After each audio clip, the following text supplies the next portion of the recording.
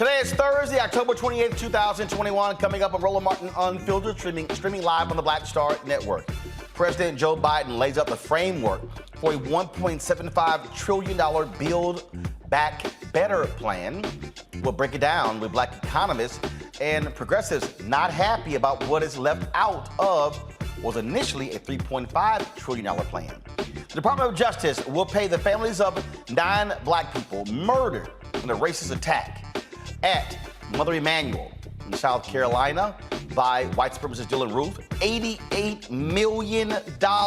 We'll explain to you why that's the case. We'll be joined by one of the family members who lost 3 relatives in the massacre, as well as Associated Press reporter Meg Kinnard out of South Carolina.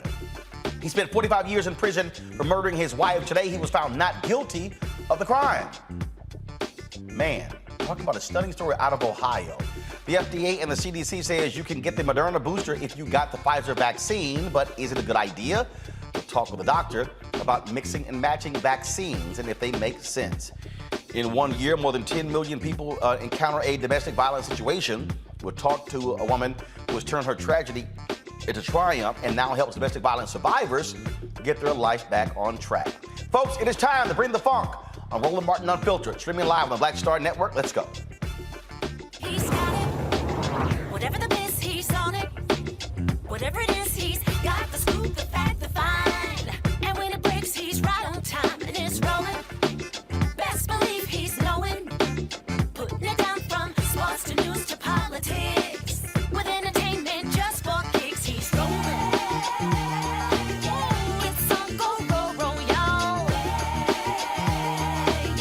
It's Roland Martin,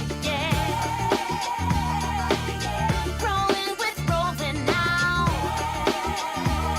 He's funk, he's fresh, he's real, the best, you know he's Roland Martin now.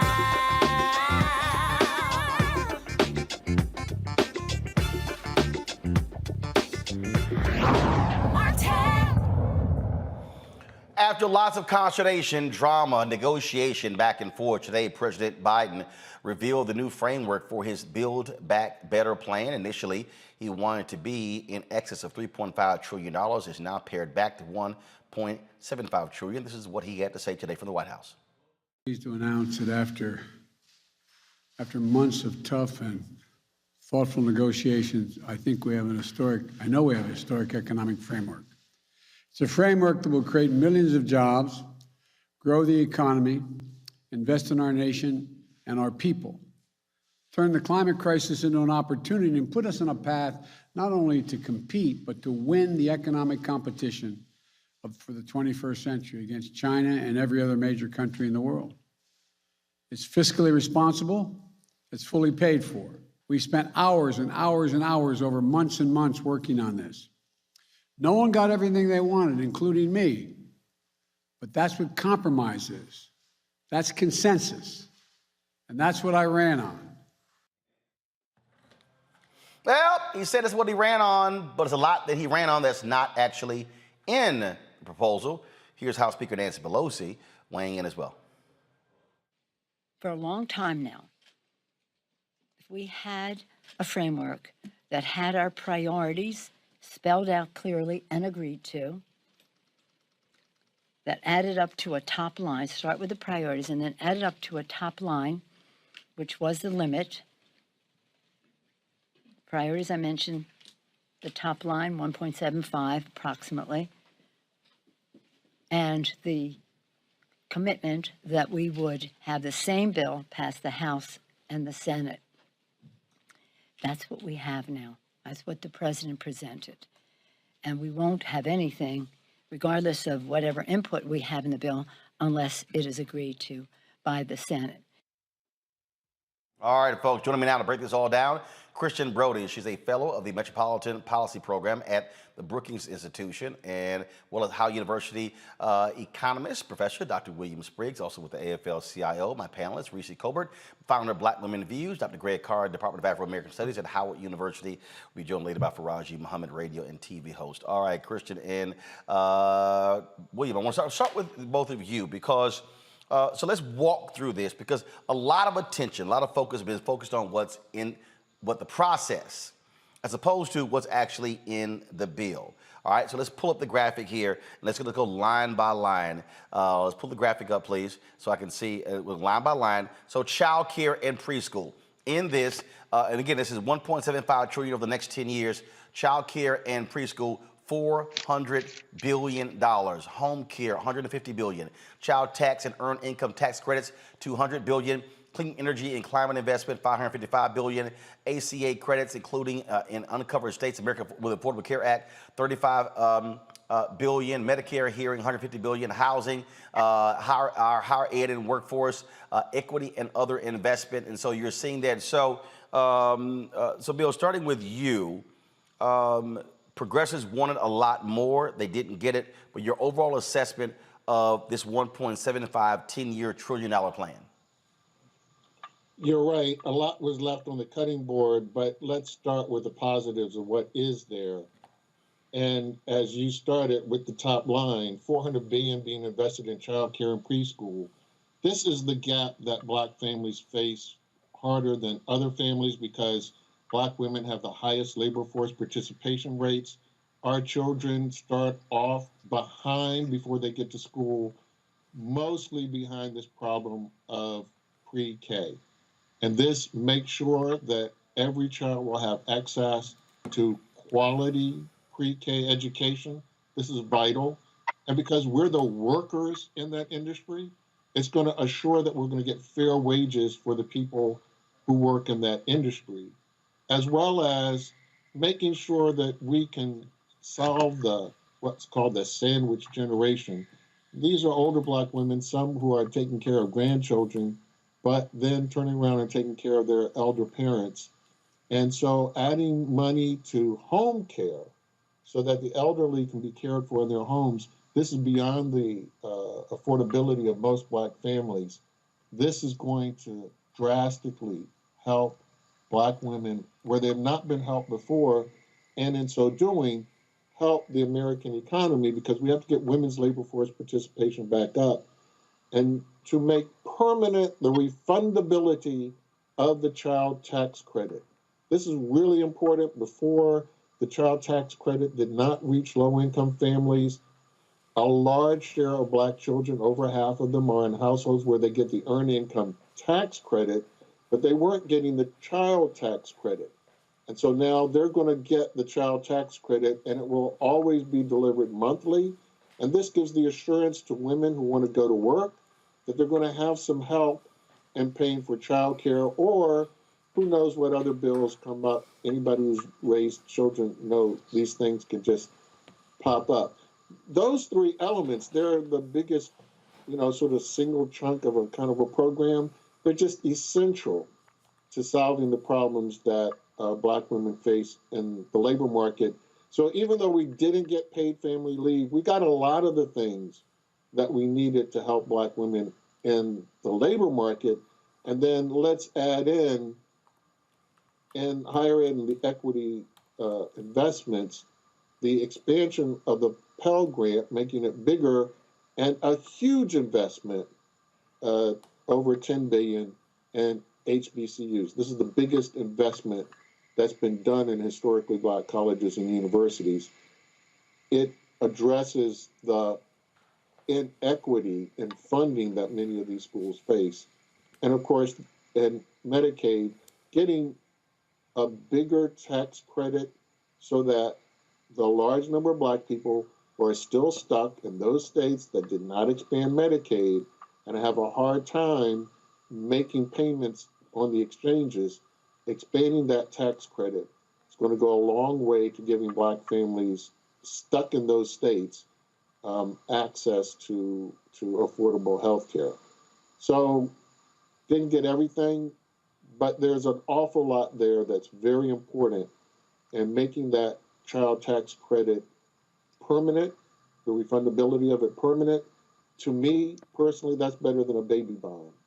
Don't tell me you're going to give me $1,000 when I'm 18. The problem is I can't get to 18 because my parents run out of money at the end of this month. It's important that we give every American child an equal footing and give their family an equal opportunity. And this gives that same amount to every American child, that opportunity for their parents to have unmet needs. And everybody who has a child knows every month there's some other surprise that pops up that you're going to need that money for. Christian, I saw, it's interesting that, again, process. There was a poll that said that 10% of the people didn't even know what, only 10% of the people knew what the hell was even in this bill, because political reporters don't actually focus on that. Going through this, for you, what stands out, what jumps out? Is this a good bill? I'm hearing some progressives saying, absolutely not, hold the line, vote against this bill. Your assessment? I think that for as long as we've been talking about this, getting the 1.75 is good. Of course, it would have been great to have had the 3.5, but for parents and for children, they need something right now. They need something last month. So I think that getting the child tax credit is awesome. If in 2023 it's not extended, then it'll revert back to 2,000 from the current 3,000 to 3,600 that we have. And so just thinking about that, that's a difference of $1,000 a month, right? It's going to make a really big difference to the parents who need it the most. It's also going to affect people who work in the child care industry, right? It means that more parents will be able to afford to send their kids to child care. Those child care centers can then afford to pay the workers who, again, are, as Dr. Spriggs said, a lot of them are low-income Black and Latino women. So it means that Black and Latino women can go to work. They can also work in that field and know that they're going to have an income because kids are going to be there. I am disappointed, though, in the paid family leave, though. Of course, everybody knows we're one of the only industrialized countries, or countries, period, that does not have that leave. And originally, the Democrats wanted 12 weeks. It came down to 3 to 4. It's disappointing to not have any paid leave. I was hoping that that was something that could be agreed upon, and hopefully it will in the future. On that particular point there, this time sequence was put together. Kirsten Gillibrand, the senator from New York, waited on the floor to press Senator Joe Manchin on this very issue. Go to my computer, please. So if you see, I want to show you. You see her right there in the white. If you go to the top of the screen, you see her there in the white, sitting right next to the desk. Just watch this. This was about a 10-minute. She literally waited on the floor for Manchin to come in because she wanted to challenge him and demand a paid family leave. And so this is, you see her, she's sitting there, she's waiting for him to come on.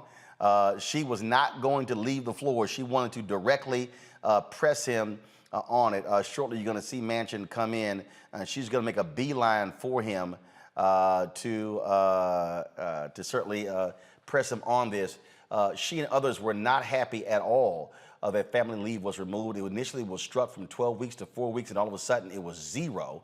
And like I said, she and others, so you see she's there talking with Senators Patty Murray and Senator Elizabeth Warren as they're basically laying in wait for Senator Joe Manchin. And then you're going to see Manchin walk in, and she's going to make it go right up to him to press him on this. So she's waiting. Then all of a sudden, boom. Okay, boom. She's like following him all on the floor. Reese. The thing here is here, and it was Manchin was the key vote. It was him and Sinema sitting there holding out, and here's a man representing one of the brokest, whitest states in America, and he fighting against things that absolutely and directly could help his constituents. He didn't care, but Democrats needed all 50 votes because not one Republican would vote for this bill. His constituents. Go ahead. Senator Manchin's constituents aren't the citizens of West Virginia. They are the wealthy and the coal miner and the coal industry. And he doesn't give a damn about what Kristen Gillibrand has to say or anybody else. But I absolutely applaud her effort. That's the kind of effort that I want to see from Chuck Schumer, Senate Majority Leader Chuck Schumer. And I think it's important that at least pressure was put on him. But unfortunately, he just doesn't care. But I think it's important, as you said, Roland, only 10% of the people even knew what was in the bill. So to the extent that those of us who follow the process, who follow the sausage making, might be a little bit disappointed at some things being left out, most people didn't even know what was in there in order to be disappointed about a specific provision being left out. And so if you go on today as a starting point, if the Democrats really start pushing this message and selling what's in the bill, which is a lot of transformative things are in the bill. I was fully prepared to be disappointed and gripe about the framework that was laid out. But when I started reading the details, I said, this is pretty damn good. Nobody has a magic wand. President Joe Biden doesn't, Vice President Kamala Harris doesn't, and even the Senate and the House leadership doesn't. And so they don't have magic wands. You weren't going to be able to solve all of the country's ills in one massive reconciliation package. So I think the priorities that made it in there, particularly targeting children and families with children, are incredibly important. One of the things that's in there that I think is really important is making meals free for school-age children. That's something that's going to impact over 8.7 million children. That's a huge deal. Food insecurity is a huge deal. And we saw a lot of kids who were who experienced more food insecurity as a result of the pandemic because they weren't in the school. And so these are very important things that made it in there. Congresswoman Lauren Underwood and Alma Adams got their Momnibus bill in there. This was something that Vice President Kamala Harris championed as a senator, and she championed from the inside of the White House. That's incredibly important. Black women have 3 times the Black maternal mortality rate than white mothers do. So we're going to start making a dent in a lot of these problems. It's not going to solve everything, but I think the priorities that made it in there are going to be transformative. It's on the Democrats to sell this as a win instead of a compromise or a loss.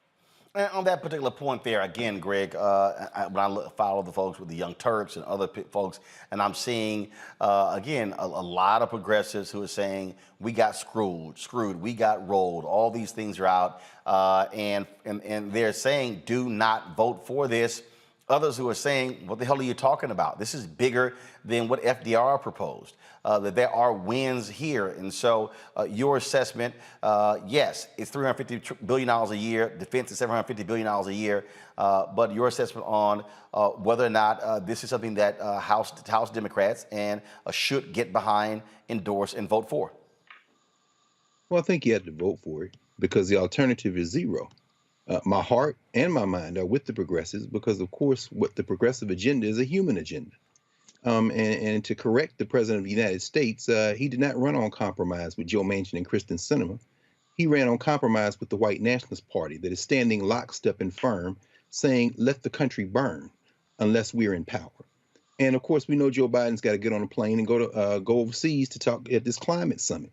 And we know that in this bill, a third of the money, around a third of the money is about electric vehicles and trying to enhance the grid, not enhance the grid, but trying to convert from gas and coal to clean energy. And we know that in the world, we just saw a report yesterday that stakeholders are calling on Shell to break itself up into a legacy company, which is oil and gas, and a clean energy company. And ExxonMobil, the same thing. We know that the world is moving on. And so when Joe Biden today said that this vote will be a test of perhaps House and Senate majorities in 2022 and the presidency in 2024, he's absolutely correct. And I would just add that given the voter suppression efforts going on, Democrats are probably likely to lose the House. and the Senate in 2022, and perhaps even the presidency in 2024, the White Nationalist Party has made it clear that they would rather the damn country burn than anybody get any relief, including all of those non-Black people for whom Medicaid expansion would speak to them. So let's just talk for a moment about these two soft white nationalists in the Democratic Party, including the one that that Senator Gillibrand laid in wait for today, Joe Manchin. Joe Manchin has a problem with the oil and gas lobby, as we just heard Reese say, and so he can't really support fully the details of moving to clean energy because he's hostage to these special interests, and he don't give a damn.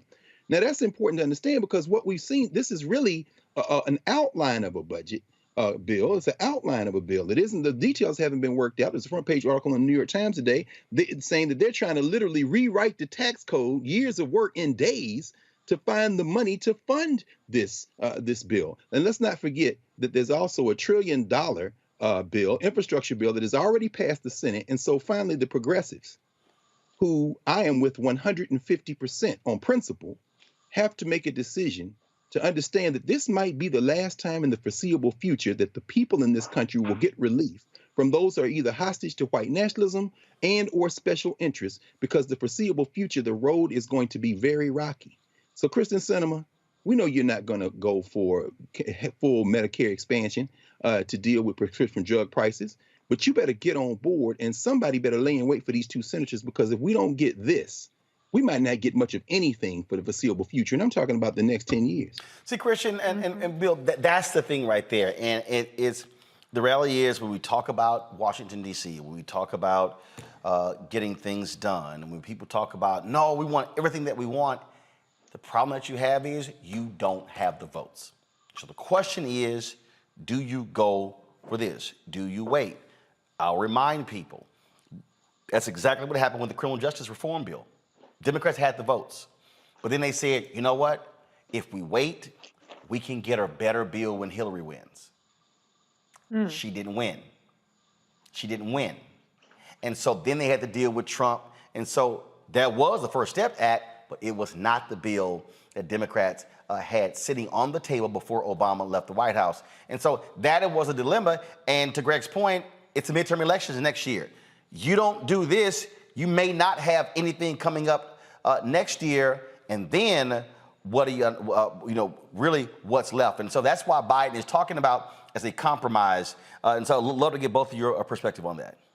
Yeah, so I think the first thing, Roland, I'm just looking at the universal pre-K, right? That's 6 million 3 to 4 year olds that are going to get to go to school. 6 million, right? So, I mean, even if it's that alone, like, we want to give up on 6 million kids. And then, as Dr. Spriggs said, I mean, he's at Howard. I worked at Howard. I've worked at a number of HBCUs. The Pell Grant, that investment, increasing that, helps not just HBCU students, not just Black students, but low-income students overall, helps them be able to go to school. Of course, it would have been great to have had free community college, but it's like we don't want to cut off our noses to spite our faces. As you said, we may not get anything ever again, or at least not in our lifetimes, right? So it's like, help the kids, help the college students, help us to save this planet, right? When you look at clean energy, that's not a Democratic or a Republican industry thing. So, let's help everybody and not wait another $1 trillion, another $2 trillion. We're not going to get it, and we may not get anything. Or Bill, do you get the 1.75 trillion right now, then try to come back and get another trillion later? Well, part of the problem is the American people have never had a government on their side, and who knows, we can't remember. So I think it's worth it to ensure that you're taking home to the American people something tangible they can see, that the government can act on their behalf.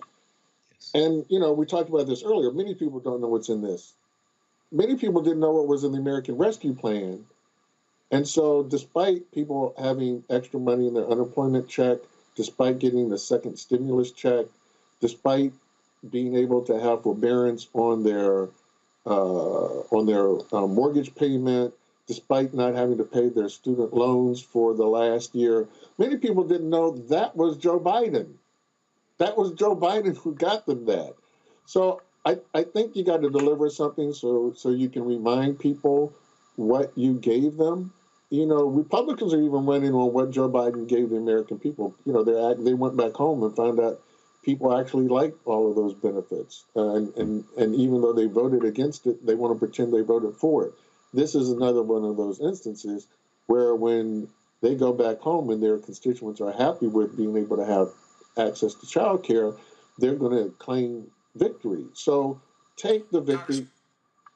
I absolutely positive want it more. And I know there are people inside the White House who are practically in tears they didn't get family leave, because we all were quite convinced we were going to get paid family leave.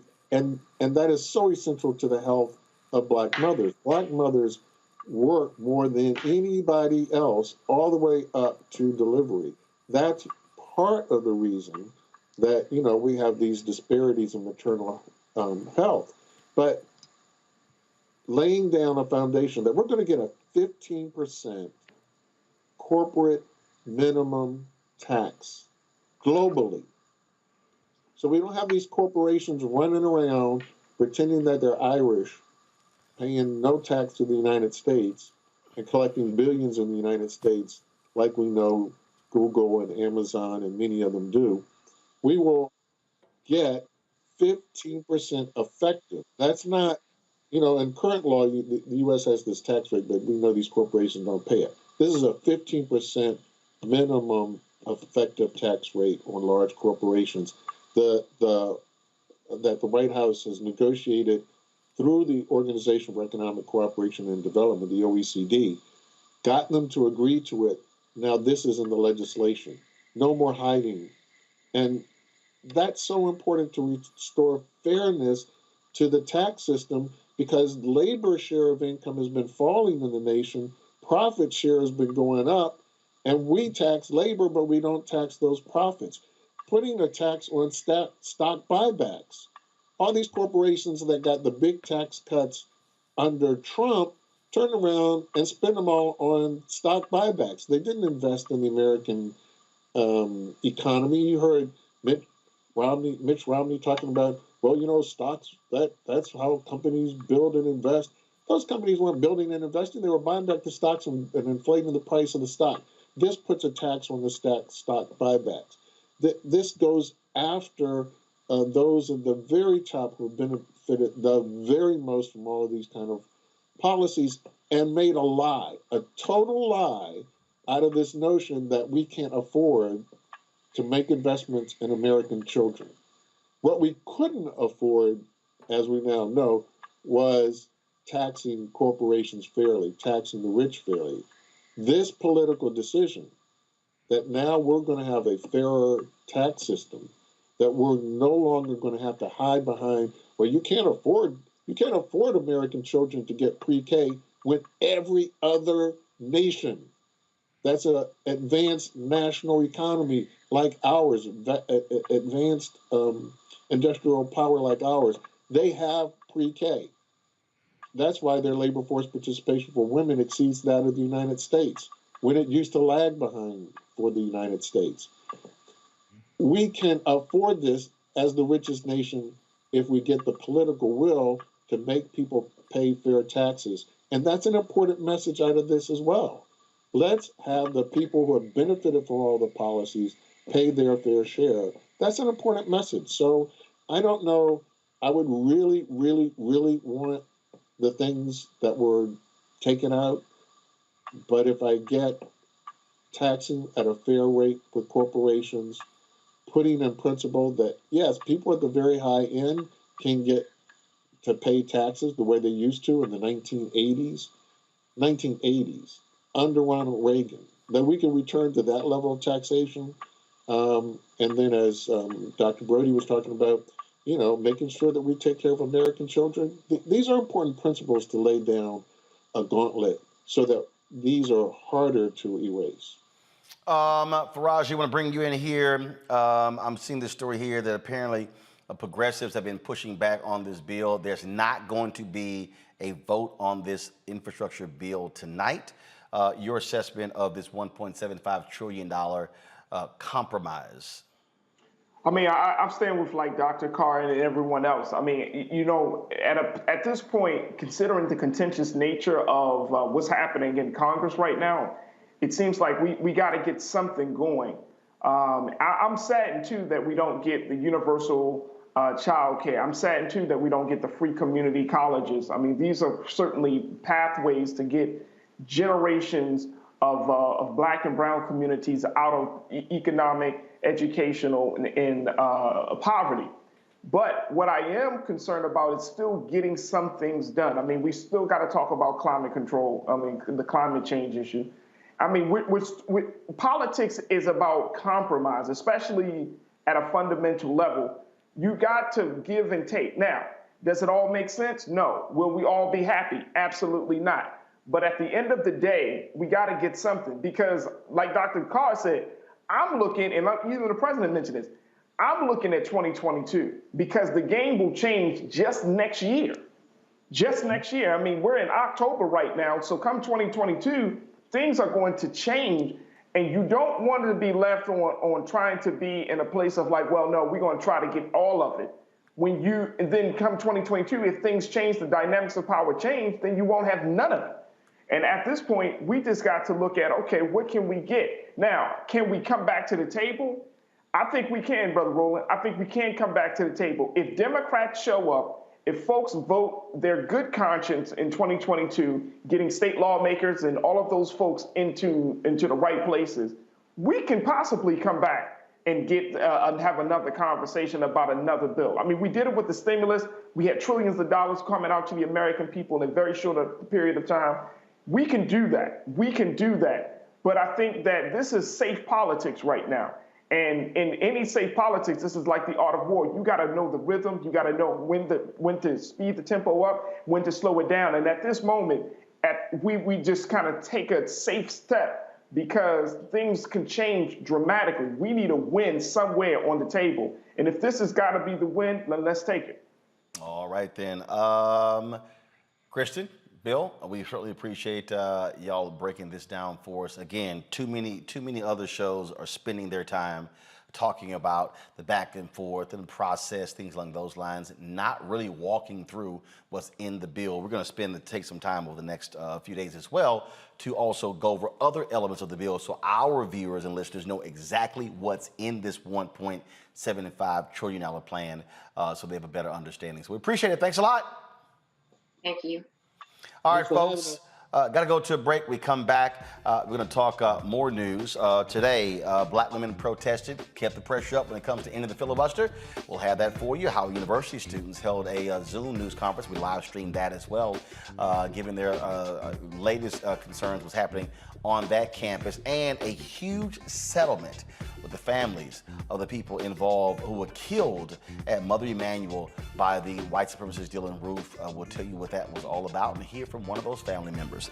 That's next on Roland Martin Unfiltered, broadcasting live on the Black Star Network.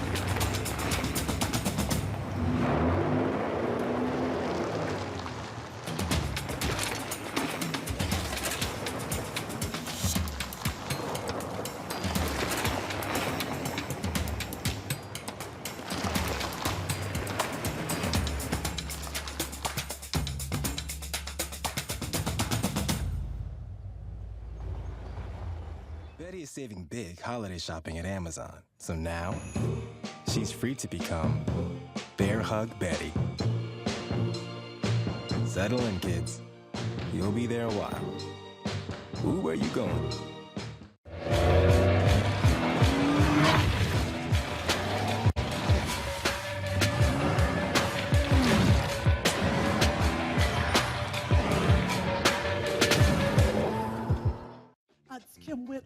what's up? This your boy Ice Cube. Hey, yo, Peace World. What's going on? It's the Love King of R&B, Raheem Devon, and you're watching Roland Martin, Unfiltered.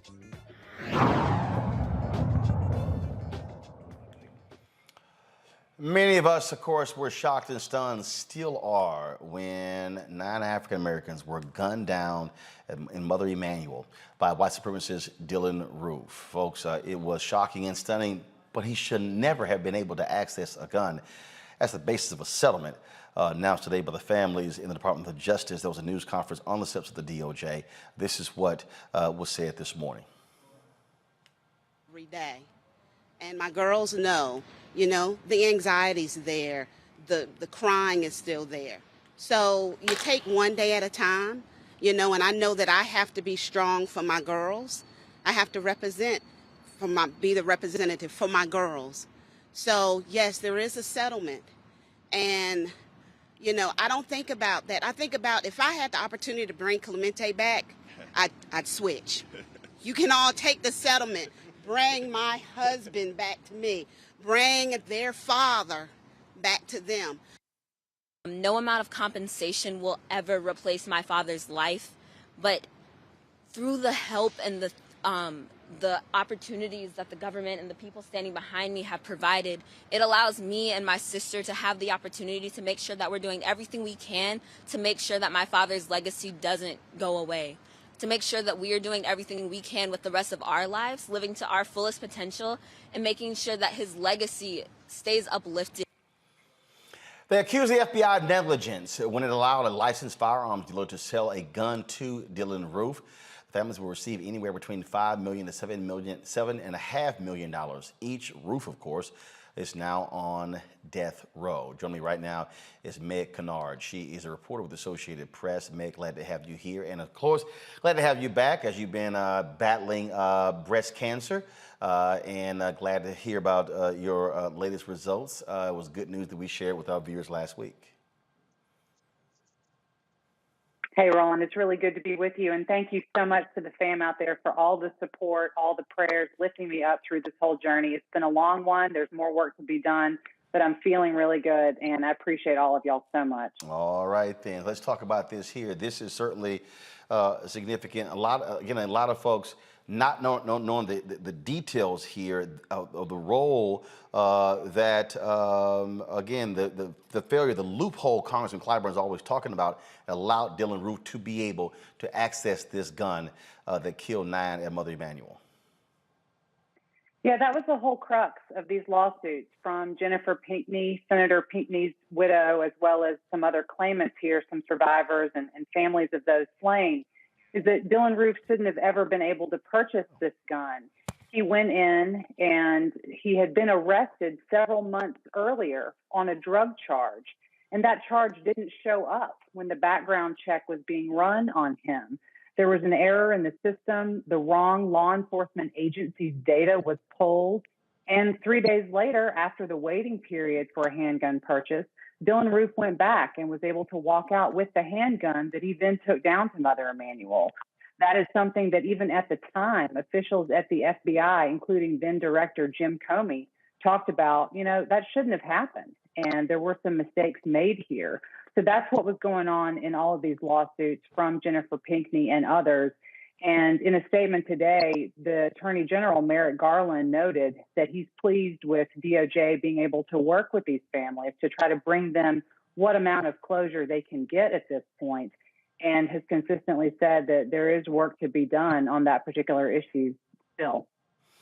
It's one of those things that when we talk about these loopholes, when we talk about how the NRA and others do all they can to ensure folks have easy access to guns, that's one of the fundamental problems that we're talking about here in dealing with, and really how what's the end result. You got 9 folks who are dead.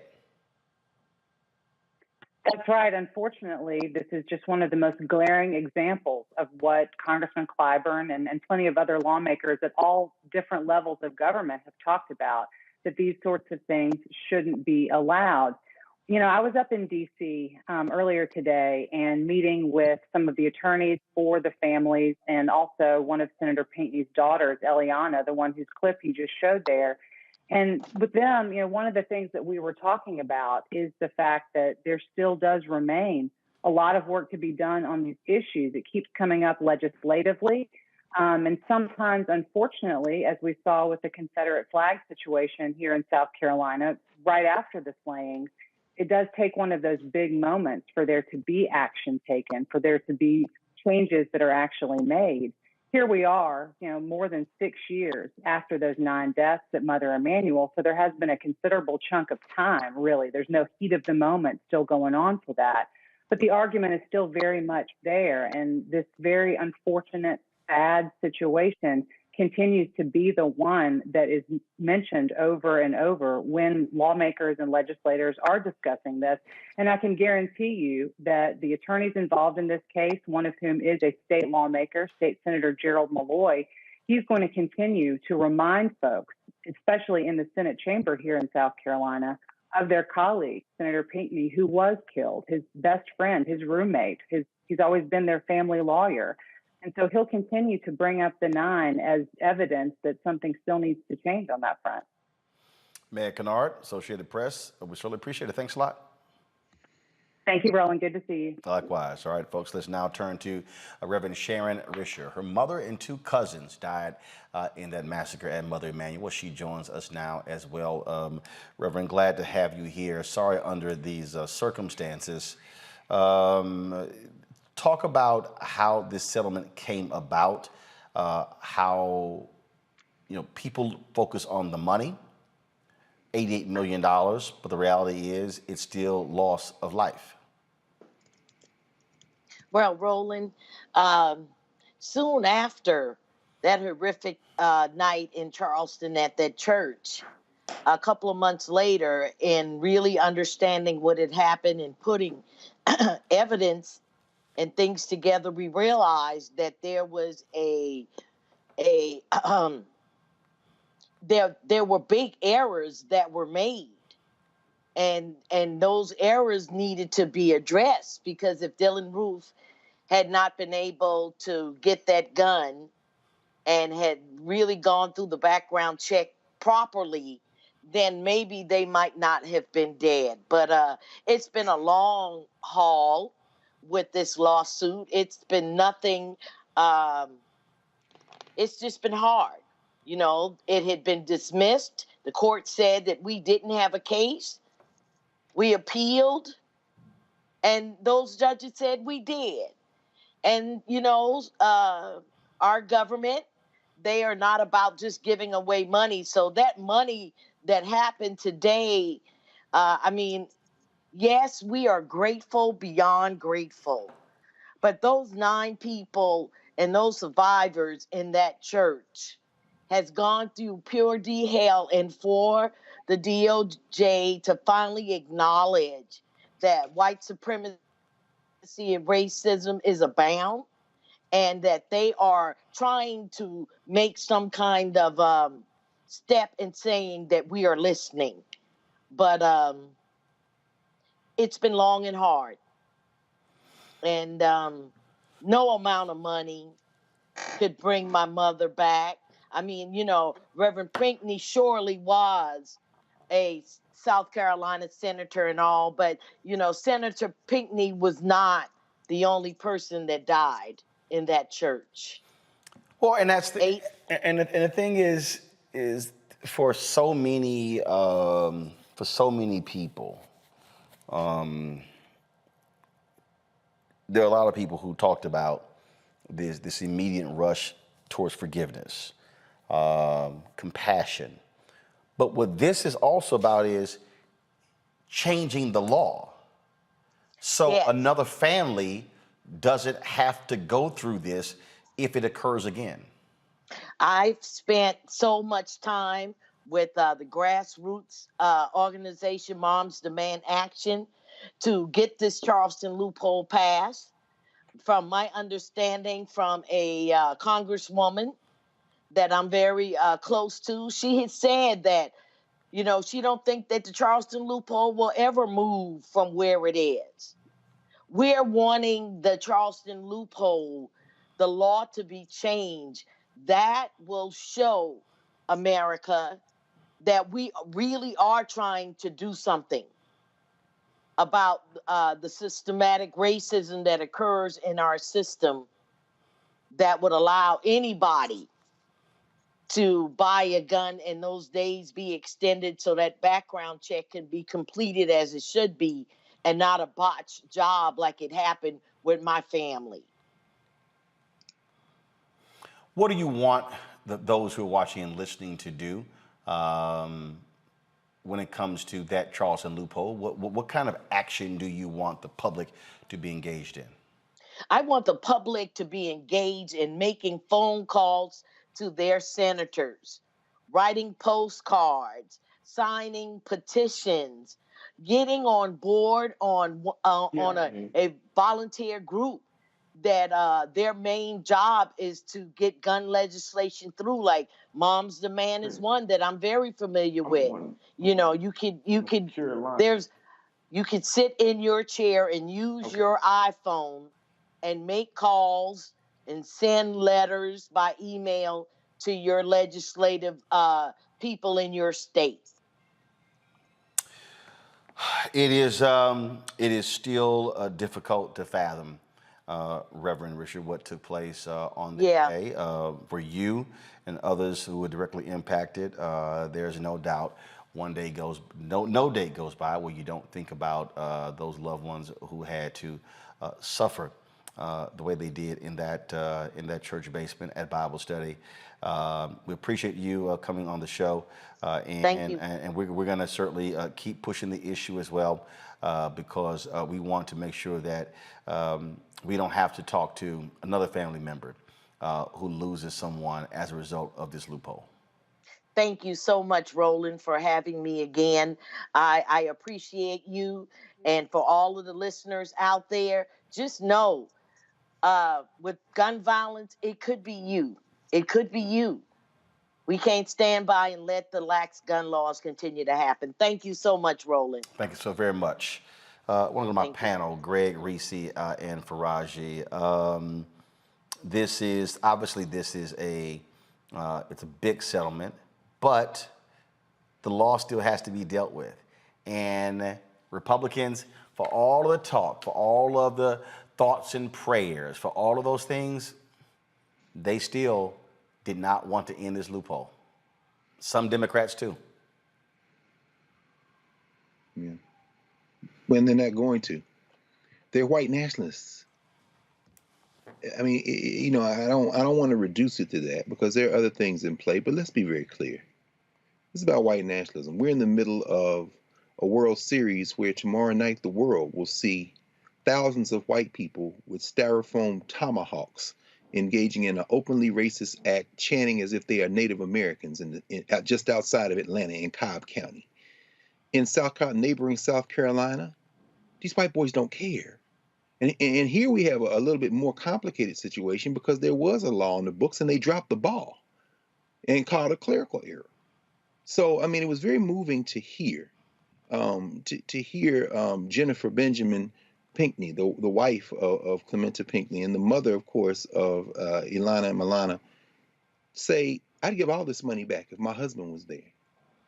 And see, what you have in this country is black people have engaged in what Derek Bell called the involuntary sacrifice since we were brought into this criminal enterprise. And our deaths are then the things that people dip their pens into the blood and try to rewrite the nature of this country. Now, I'm not saying that's something that shouldn't be tried. I mean, Reverend Richard is absolutely right. We can't give up, but we have to be very clear-eyed about where we are. These people are full set against our common humanity, and they cannot be negotiated with. They cannot be reasoned with. Frankly, I mean, and y'all remember this, when the Charleston Nine were killed, were massacred, that all-night session in the South Carolina legislature, and I stayed up all night watching, and I know, Roland, you know, you talked about this at the time. To watch those legislators in there trying to excuse away and reason away and prevaricate away, taking that flag down, But in that moment, it was righteous indignation. And some of them could be shamed because those black folk, particularly the sister who I think she's the leader of South Carolina Democratic Party, at least the elected officials, she rained natural fire down on those folks. And you know what it ended up with? Take it off the pole and put it in a museum, but we will never retire it because it lives in our hearts. That's why the figure was $88 million today. Those 8 symbolize the 8th letter in the alphabet, H. And 8 together means Heil Hitler in white supremacist symbology. So it was very significant that they settled on that number. But at the end of the day, they give it all back to have their mama back, to have Clementa Pinckney back. And I would say one other thing. I went down to the museum. There's a new exhibit at the National Museum of African American History and Culture called Make Good the Promises on Reconstruction. And there's a Bible in the last part of that exhibit. That Bible belonged to Mother Shepherd, Polly Shepherd, who was a survivor, who was getting $5 million with the other survivors. And just standing there looking at that Bible, I thought to myself, as somebody who was raised Christian, not only do I not forgive, not only do I not forget, I have the same righteous indignation that Henry McNeil Turner, a bishop of the AME Church, had when he said, in the 19th century, there is no future in this country. Reese. Yeah, it's always impossible to improve upon anything that Dr. Carr says. I mean, I don't think that you can put a price tag on what was lost, a measure of what was lost on that day, what was taken, actually, to be more accurate. And I think it's obvious to everybody that these survivors, the families of the survivors those who were taken, would much rather have their family. But unfortunately, the only thing that people, especially particularly, politicians seem to take notice of is money. If there's no penalty, if there's no financial incentive or disincentive involved, then nothing happens, nothing comes of it. So I hope to the extent that this settlement makes these politicians and elected officials take notice, to the extent that it makes the FBI do its job the next time, and people actually enforce the laws that were on the book. I hope that it does have that impact, but we know that this is not justice. This is not bringing anybody's loved ones back. But it is important that the families did fight for that recognition that there was an error that was a deadly error and a tragic error and an irreversible error. And that is something that certainly is worthy of, the settlement and being acknowledged. Faraji. Just real quick. I think it's absolutely crazy that, this conversation is more about gun control than hatred. Yes, they got the settlement because of an error, like you said, Reese, in gun control. But the real error was the thinking and the mentality of Dylann Roof. That's the error. He walked into a black church. He prayed with parishioners for 45 minutes, and then he killed them. That's not, gun control has nothing to do with that. That is all-American white hatred. And, to see that they're getting a few $1 million for for a situation related to, background checks versus it leaves the conversation about race in this country unanswered, Dr. Carr. That's the part I'm getting to. It doesn't get to the crux of the matter is, this dude was a white nationalist. He was racist as hell. And the whole gun control thing, it just seems to me to kind of gloss over the fact that we are in, 6 years ago, we are still dealing with racism as blatant as this situation. Let's not forget the fact that they gave him a burger after the situation, after he was arrested. I can't wrap my mind around it. My heart's still pained for the 9 families and all of the victims of this situation. But we cannot let it loose that white supremacy, racism is still alive and well in America, and that it can happen anywhere. And I would say that's why it's important that even in the churches, in the Nation of Islam, everybody we got security. You want to talk about gun control? Do security in the churches. Do security in the churches. Like, have the men make sure that they provide the security. Have the women provide the security. That's where we are at this point.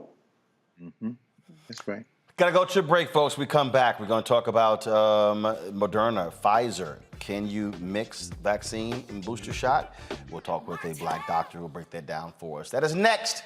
Roland Martin Unfiltered right here on the Black Star Network.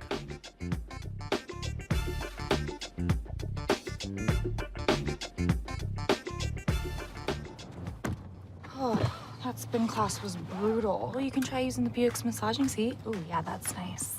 Can I use Apple CarPlay to put some music on? Sure, it's wireless. Pick something we all like. Okay, hold on. What's your Buick's Wi-Fi password? Buick Envision 2021. Oh, you should pick something stronger. That's really predictable. That's a really tight spot. Don't worry, I used to hate parallel parking. Me too. Hey. Really outdid yourself. Yes, we did. The all-new Buick Envision, an SUV built around you, all of you. Once upon a time, there lived a princess with really long hair who was waiting for a prince to come save her. But really, who has time for that? Let's go. Feeling myself. I'm feeling She ordered herself a ladder with Prime one-day delivery, and she was out of there. I want some hood girls looking back at it and a good girl in my tax bracket. Now, her hairdressing empire is killing it. And the prince? Well, who cares? Prime changes everything. Hey, I'm Arnez Jake. Black TV does matter, dang it. Hey, what's up, y'all? It's your boy Jacob Lattimore, and you're now watching Roland Martin right now. Stay woke.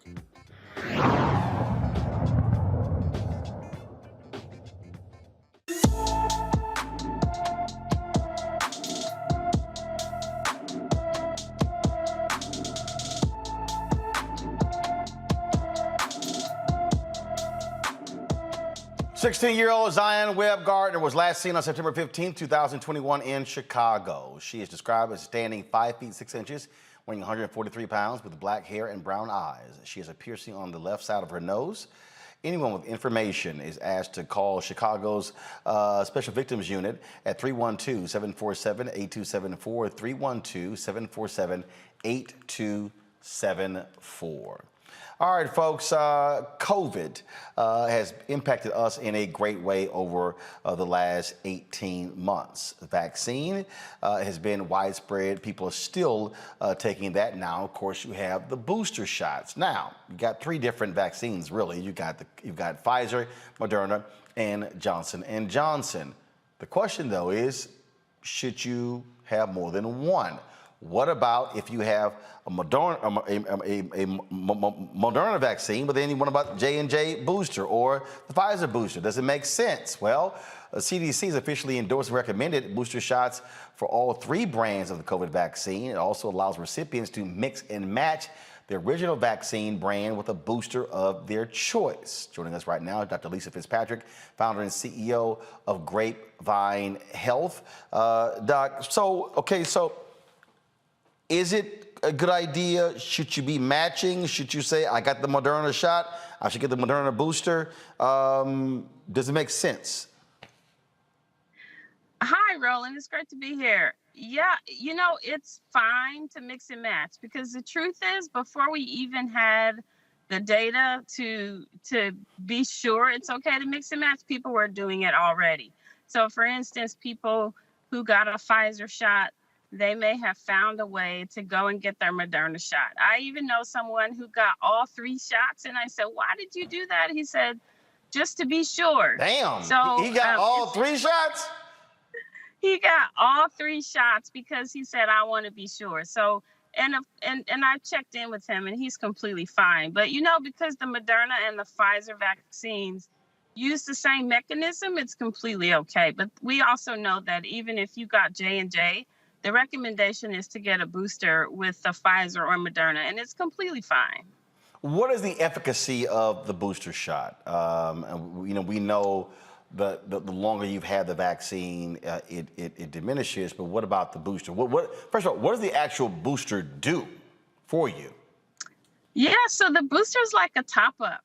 So you've probably heard that after you get the first one and then the first and then the second shot, over time, the protection you have starts to drop off. And so getting a booster, the data show that the protection, like, it basically skyrockets. But the best protection we understand is people who've had COVID and then they get a shot on top of that, then they have the best protection of all. So if you've already had COVID, you just need one shot. But if you're fully vaccinated and it's been several months, then you should get the booster because it's going to increase your protection, even though your protection had started to drop. So I got the Moderna shot in April. So what you're saying is that if I'm eligible for the booster, and actually before I go to that question, who's eligible for the booster shot? Is it folks 65 and older, or is it anybody? Yeah, that's such a great question. I know there's a lot of confusion about who should get the booster, but unquestionably, people who have chronic health conditions, older people. So think about anybody who you would be concerned if they got COVID, they might end up in the hospital in the ICU on a ventilator, or even dying from the vaccine. And so we've known for this last year and a half or more that the people who tend to be at higher risk are those folks who have diabetes, heart disease, our seniors, people with chronic health conditions. So Colin Powell's a good example. People are saying, why should I get vaccinated? Colin Powell got vaccinated, but he had a condition, a blood cancer, that meant his body could not respond to the vaccine like, someone who didn't have cancer, right? So it's really the same groups of people that we have been concerned about all along. What do you say to those folks who still won't take the vaccine, who say, sorry, not going to do it for any number of reasons? What do you say to them? Yeah, this is what I do just about every day. We were just in Mobile, Alabama, and Baton Rouge, Louisiana last week talking to people on the street about this. And we just have to accept that there are some people who will never get vaccinated. But what we have to do is find those people who are on the fence and they need their questions answered, because a lot of these questions are legitimate. And this is very confusing stuff. So if we answer their questions and support them to get vaccinated, they will. But, for those people who they're dug in, they don't want to get vaccinated, then the best we can do is ask them to do their part, which is wear a mask, social distance, make sure you get tested if you have symptoms. Because remember, Roland, we can prevent the spread of coronavirus. And we forget that because we're talking about vaccines and boosters. But we have to find people who have COVID-19 and practice prevention so they don't continue to spread it to other people. And that's still just as relevant as it was in 2020. Questions from my panelists. Reese, you first. Hi, Dr. Fitzpatrick. I asked this on Twitter, but I would like for you to answer it so that the audience can hear. What is your position, or do you have any data about pregnant women getting the booster shot? I know that it's been shown that the vaccine is safe for pregnant women, but that's 2 doses, or even the Johnson & Johnson 1 dose. What is your position on a pregnant woman if they're outside of that 6-month window, or if they were vaccinated with Johnson & Johnson getting a booster shot?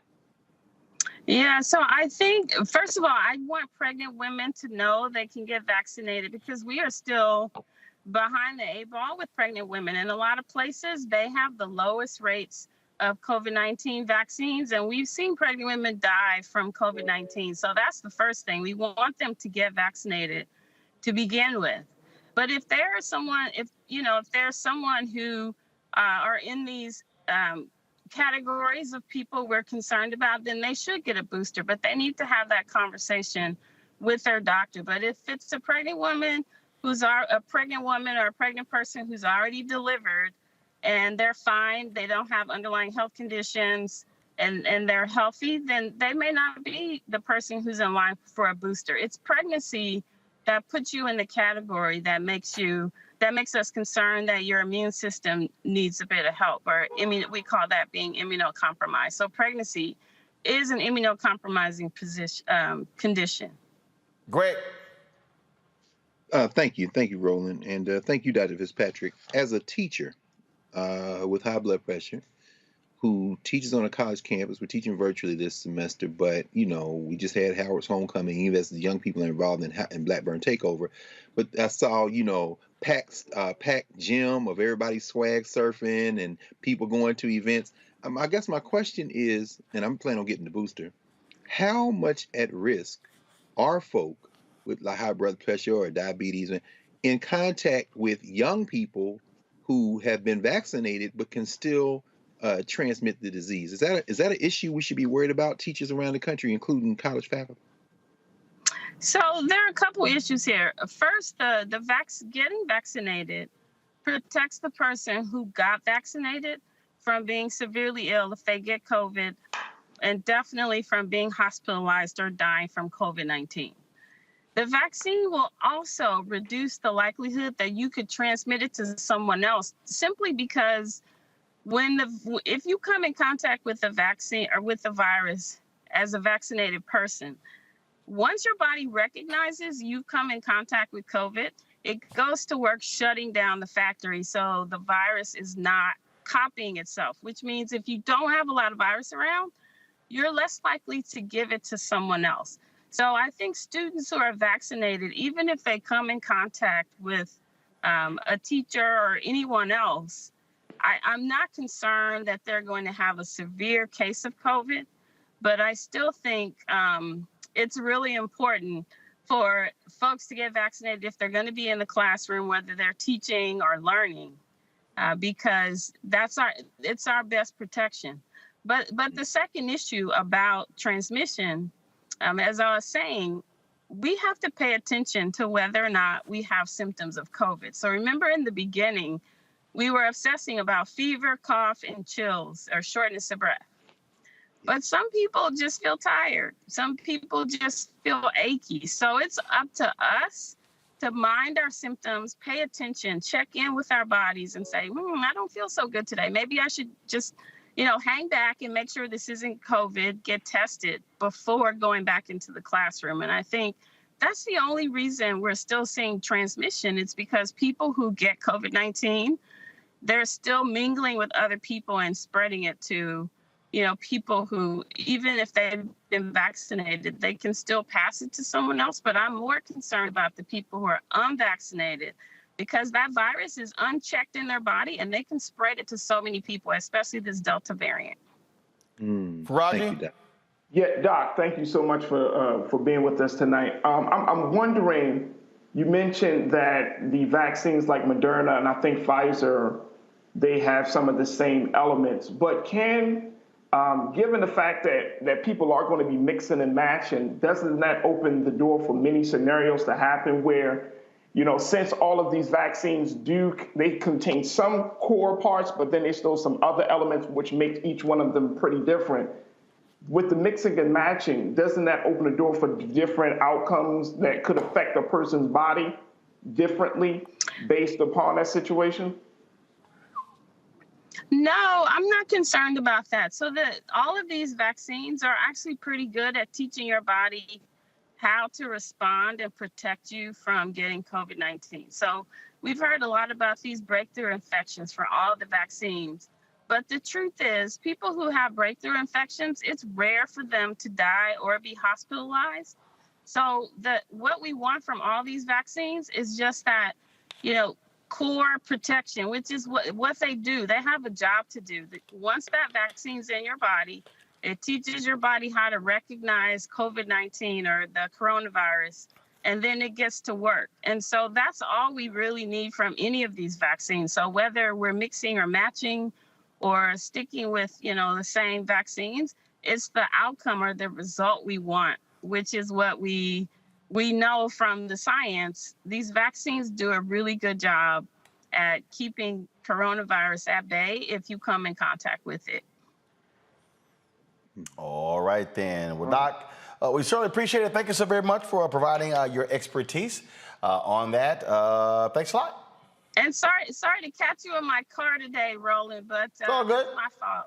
Yeah, it all works the same. That's what's called being mobile. We get it. Yeah. All right. Thanks a lot. I appreciate it. Thanks a lot. All right, folks, going to a break. We'll be back. More Roland Martin Unfiltered. We'll talk about a black man in Ohio, 45 years in prison for killing his wife. Jury said he didn't do it.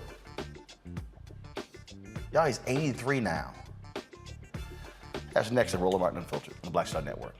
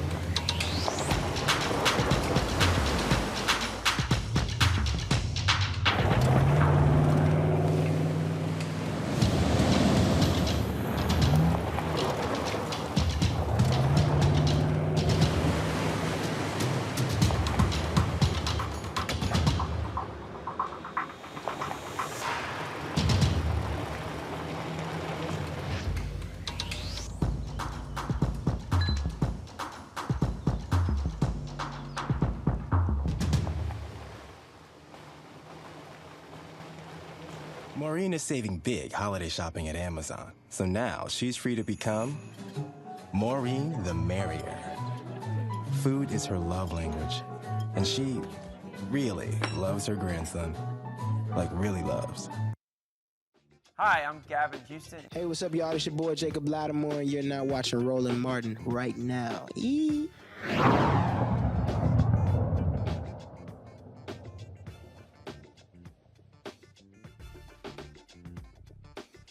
Folks, a stunning story out of Ohio. After serving 45 years in prison for a crime he did not commit, an 83-year-old black man is acquitted in his second murder trial. A Cleveland jury spent 90 minutes deliberating before delivering a not guilty verdict to Isaiah Andrews. Last year, a judge reversed his conviction in the 1974 slaying of his wife, Regina, and released Andrews from prison. The judge ruled prosecutors at his 1975 trial failed to disclose information about another suspect who died in 2011. But the prosecutor's office declined to drop the charges and opted to retry Andrews. 90 minutes, the jury said, wasn't him. Greg, how in the hell do you get back those years? The man's 83 years old now. 45 years he spent in prison. I don't know, Roland. I mean, well, actually, I do know. You don't. It's very simple. I don't know about you or Faraji or Reese, but every time I see one of these brothers and sisters, and it's usually the brothers, unfortunately, although there are women locked down as well, and I see them smiling and saying they're glad to be free, my first reaction is, how can you be smiling? And then I put myself, as I try to, in their shoes. Russell Maroon Schultz was released from prison this week. He's dying of cancer. And one of the ways, a life sentence is a death penalty. That's how they use the death penalty in this country often. Russell Schultz was a Black Panther who's been in jail for almost 50 years. And he was just released this week. And one of the things that goes to my mind when I see something like this is this country treats incarceration as the afterlife of slavery. They take people's freedom. And in this case, I want to raise the name of someone who I want everyone to know. That's Michael O'Malley. This is the white boy who was the Cuyahoga attorney who wanted first a plea bargain so he could still say, you know, we prosecuted somebody and convicted him, and then took this man back to trial. And so the jury let him go, but there's no justice here. As you were talking, I was thinking to myself, you know, I was 10 years old when this man went to jail. I was in the 3rd grade. And here I am now. I've been a college professor for 21 years and went to all the rest of school. And this man was in a jail cell. Russell Schultz spent 22 years in solitary confinement. This must be dismantled. It must be dismantled. These people are more interested in putting people in jail than they are in finding out the truth. And the man wouldn't take the deal because he said, I want justice for my wife. You know what? When everybody dies, and if you believe in heaven, he goes to heaven. I'm going to tell you who's not going to heaven. Martin O'Malley. You're not going. And I will say that. And I don't give a damn who is saying, oh, you can't judge another man. No, you going to hell if there's a hell. And I'm going to tell you who's going to be reunited in heaven. That brother right there, Isaiah Andrews and Regina, his wife. It is beyond sad to think about that, Faraji. Man goes in at 38 years old, gets out at 83. I mean, it's not just beyond sad, it's like a travesty. But again, you know, when we talk about cases like this, I mean, 45 years, like with all this technology, Brother Roland, you are a man about technology. With all of this innovation, it still takes a long time to get one black man some justice. And that's sad. That is sad. There's nothing to celebrate about this. Man lost, I mean, people live and die within 45 years. And I hope and pray that that this man lives enough time to enjoy some freedom.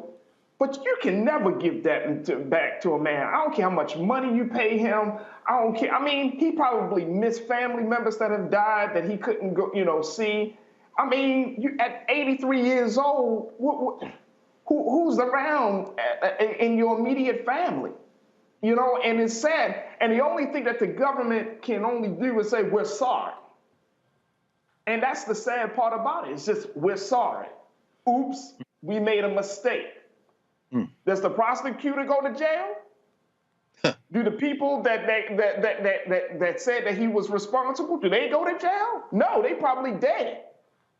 So, I mean, it's absolutely sad. And I'm glad our brother is out of prison. But I hope and pray that the God blesses him with long life to enjoy the fruits of freedom. You know, Reese, thinking about what Faraji just said, I thought about the state of Maryland. They disbarred a retired prosecutor for withholding evidence, exculpatory evidence, in a murder trial that took place in 1981. And if you want to talk about sheer arrogance, if you want to talk about what this asshole actually said, when he was asked about it, I'm trying to pull the story up right now, his response was, whatever. Wow. Wow. Wow. Whatever. I mean, wow. This was, his name is Joseph Cassilly. He withheld exculpatory evidence that surfaced in a 1981 double murder case and lied about it over the years.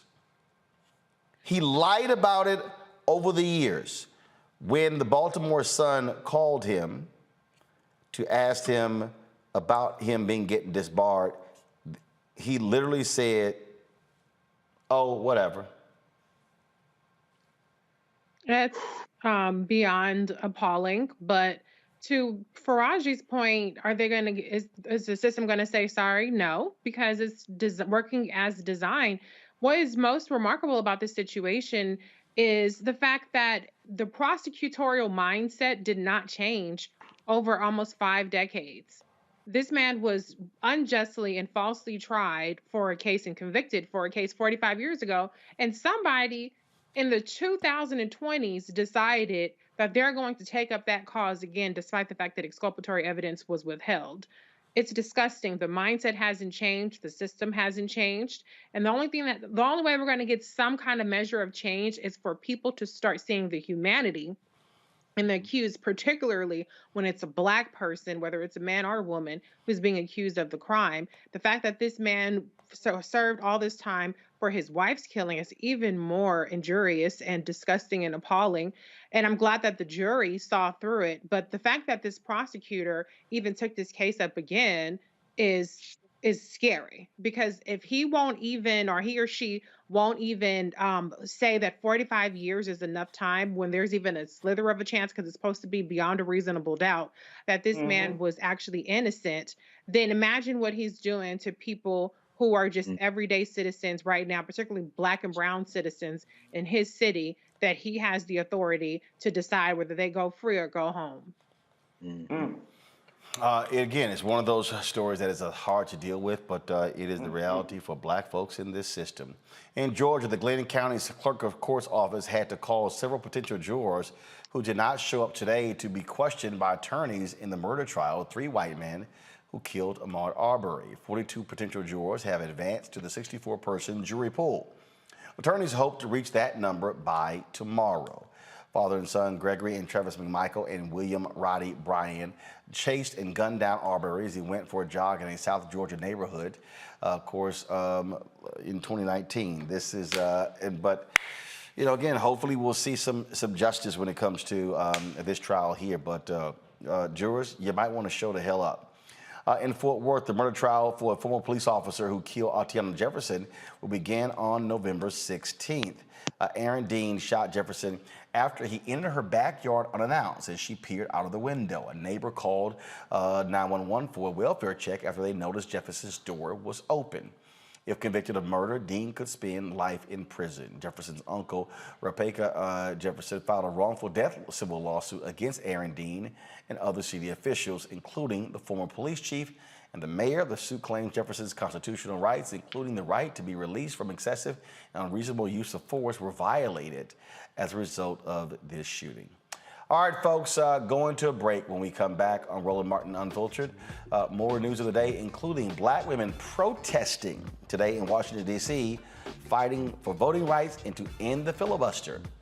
That's next on Roland Martin Unfiltered on the Black Star Network. Don't forget, download the app, all available platforms: Android, Apple phone, Android TV, Apple TV, Roku, Amazon Fire, Xbox Smart TV. Also, if y'all want to support what we do here at Roland Martin Unfiltered, please join our Bring the Funk fan club, where every dollar you give goes to support this show and what we do.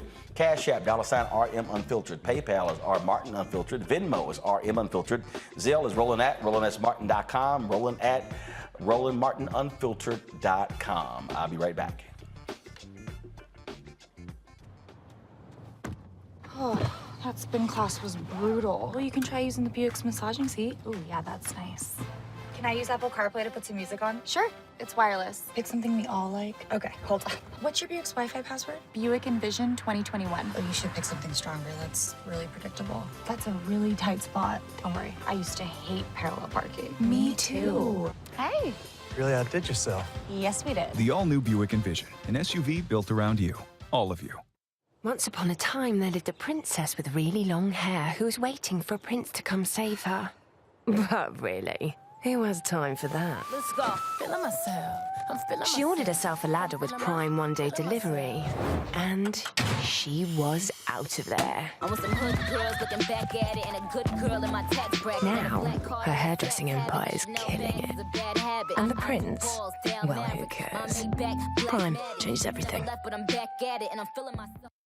I'm Angie Stone. Hi, I'm Teresa Griffin. Oh, Roland. Hey, Roland, I am so disappointed that you are not here, first of all. Where's our dance? It's like we get a dance in every time I see you. And so now you're not here for me to dance with, sir. You and your ascot. I need it. I need that in my life right now. Okay, I love you, Roland. What's up? I'm Lance Gross, and you're watching Roland Martin Unfiltered. Today, several voting rights groups gathered in the nation's capital to ask lawmakers to pass the Freedom to Vote Act and the Landmark-John Lewis Act. Organizers asked President Joe Biden to push voting reform laws just as he did for the Build Back Better infrastructure plan. Of course, earlier this month, Senate Republicans used the filibuster to keep the Freedom to Vote Act from moving forward. Now, of course, we were live streaming this event today, and so here's some of what took place as they marched from the offices of the National Council of Negro Women to the Supreme Court.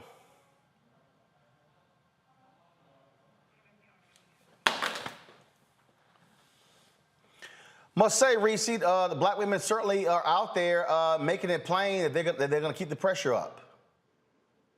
Per usual, black women saving democracy, or at least fighting for it. I'm interested to see what Dr. Carr has to say, because we know how he feels about this nation. But I always appreciate the activism and the tireless and selfless activism of black women, and black men are out there too. Shout out to them. You're showing Reverend Dr. Barber as well. But I think that hopefully we'll see with the passage at some point, hopefully it won't draw out too much longer, a shift to where the Voting Rights Act or the voting rights legislation that's in the Senate will get a fresher look, will get more of a full court press. I know that Vice President Kamala Harris has been doing a lot of advocacy on that, but I think that even more pressure from President Joe Biden, particularly the openness that he signaled in his last town hall to doing some reforms to the filibuster. I think if we do see a more of a push, we might get some measure of movement there. But I think that I think the person, to be honest, I think they should be really putting a lot more pressure on Chuck Schumer about this, and at least doing something, whether it's the talking filibuster or some sort of reforms to the filibuster to kneecap it just a little bit. And so far, he's kind of gotten a free pass, in my opinion, on this. But shout out to Black women, as usual, being out there fighting for a very just cause. Greg?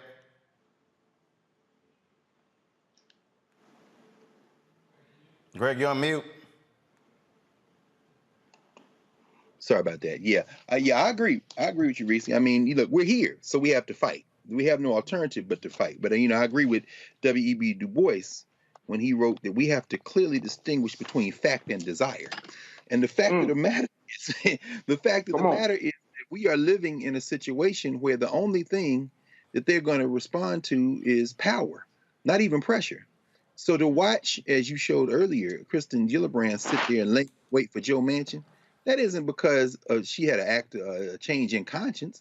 That's because the pressure is being applied.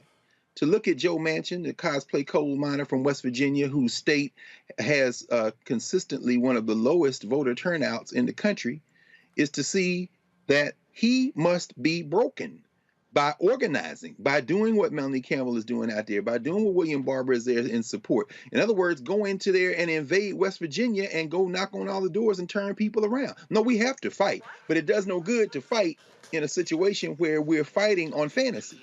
I heard LaTosha Brown a couple of weeks ago, and you had a conversation with her, Roland, when she said, I'm going to fight as hard in the midterm elections as Joe Biden fights to get this legislation passed right now.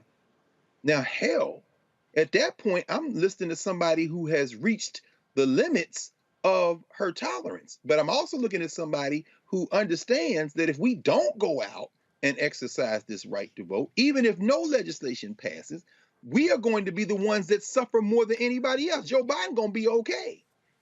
So I guess what I'm saying is, at the end of the day, there is no choice but to fight. And so not only must we support these sisters, not only must we support these movements, we have to join them and overwhelm these folk. Not, as Martin Luther King would say, with our capacity to love, but with our capacity to exercise the simple art of self-defense. That's why we're in the street.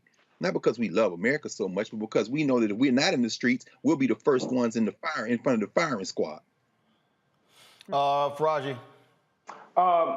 Martha Jones, who is a legal and cultural historian here at Johns Hopkins University, she wrote a book called Vanguard. And one of the big things that she said in her book is she talks about the value and the importance of Black women, how Black women really served as the vanguard of democracy. Reese said, once again, Black women are saving democracy.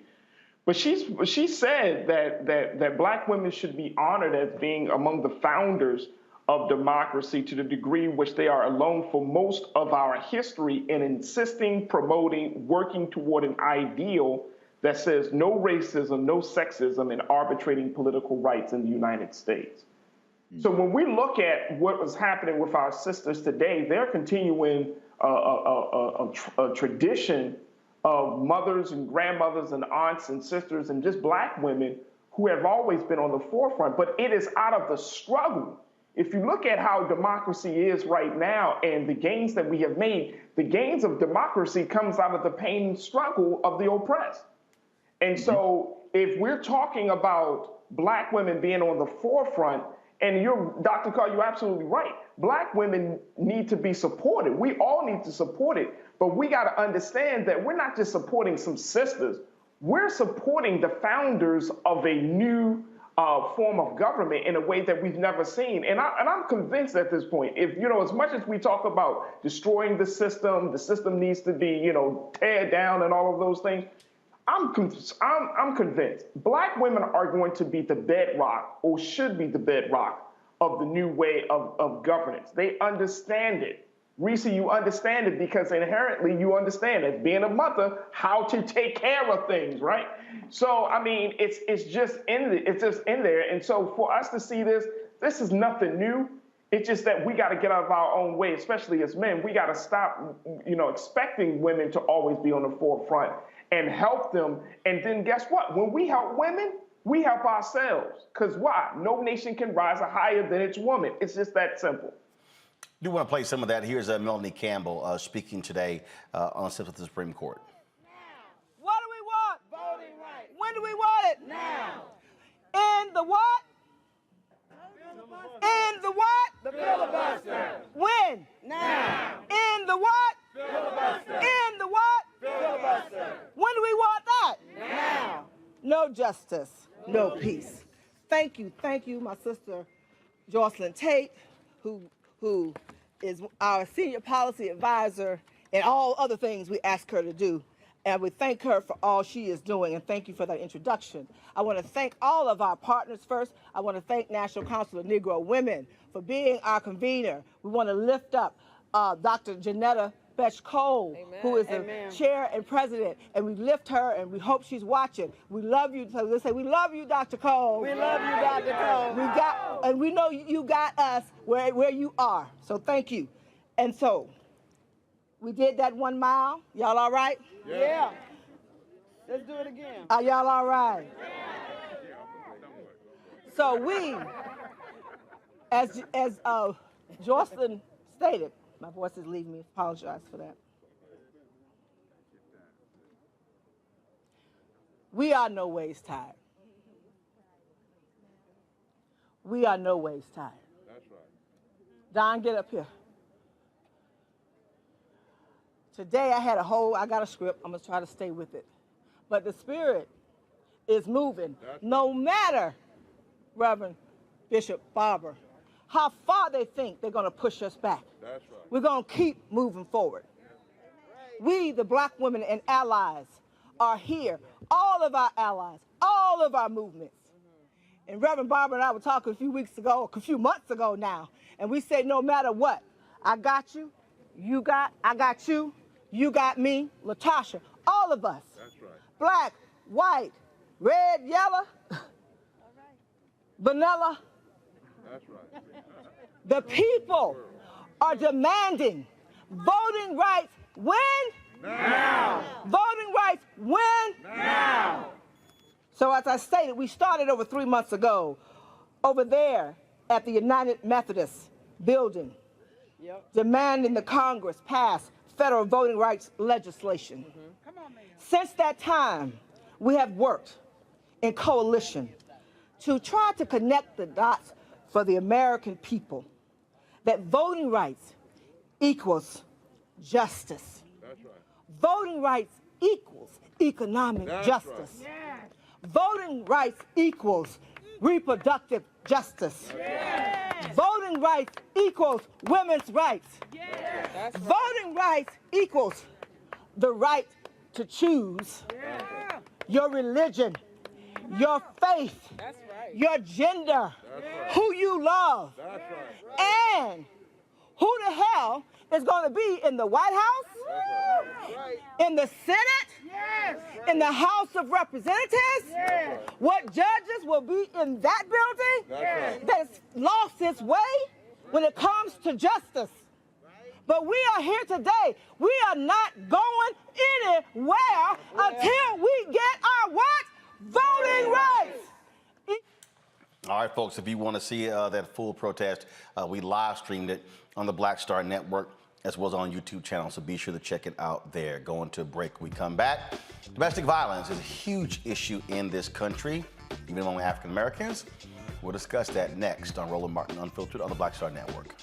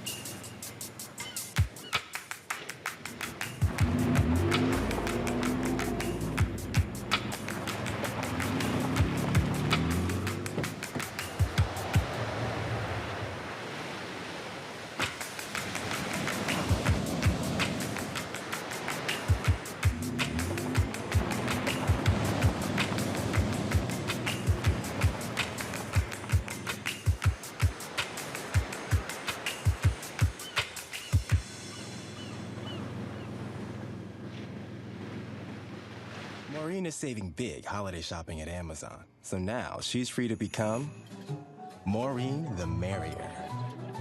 Food is her love language, and she really loves her grandson. Like, really loves. Hi, I'm El DeBarge. Hey, yo, Peace World. What's going on? It's the Love King of R&B, Raheem Devon, and you're watching Roland Martin, Unfiltered.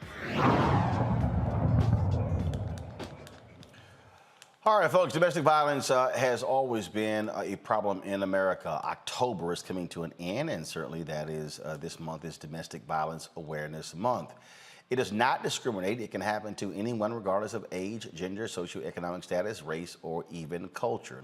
Nearly 20 people per minute are physically abused by an intimate partner in the United States. That means nearly 2,000 people have been physically abused since the start of this show.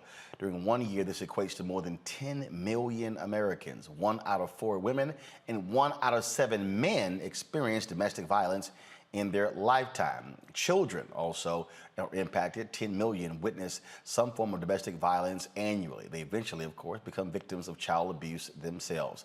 Alma Davis is the founder and CEO of the Alma Domestic Violence Foundation in Atlanta. She joins us now. I'm glad to have you on Roland Martin Unfiltered. How do we effectively confront this? How do we deal with it? Because it continues. You see these stories of folks who all of a sudden one thing, the sparks, yelling and screaming, that all of a sudden it gets physical.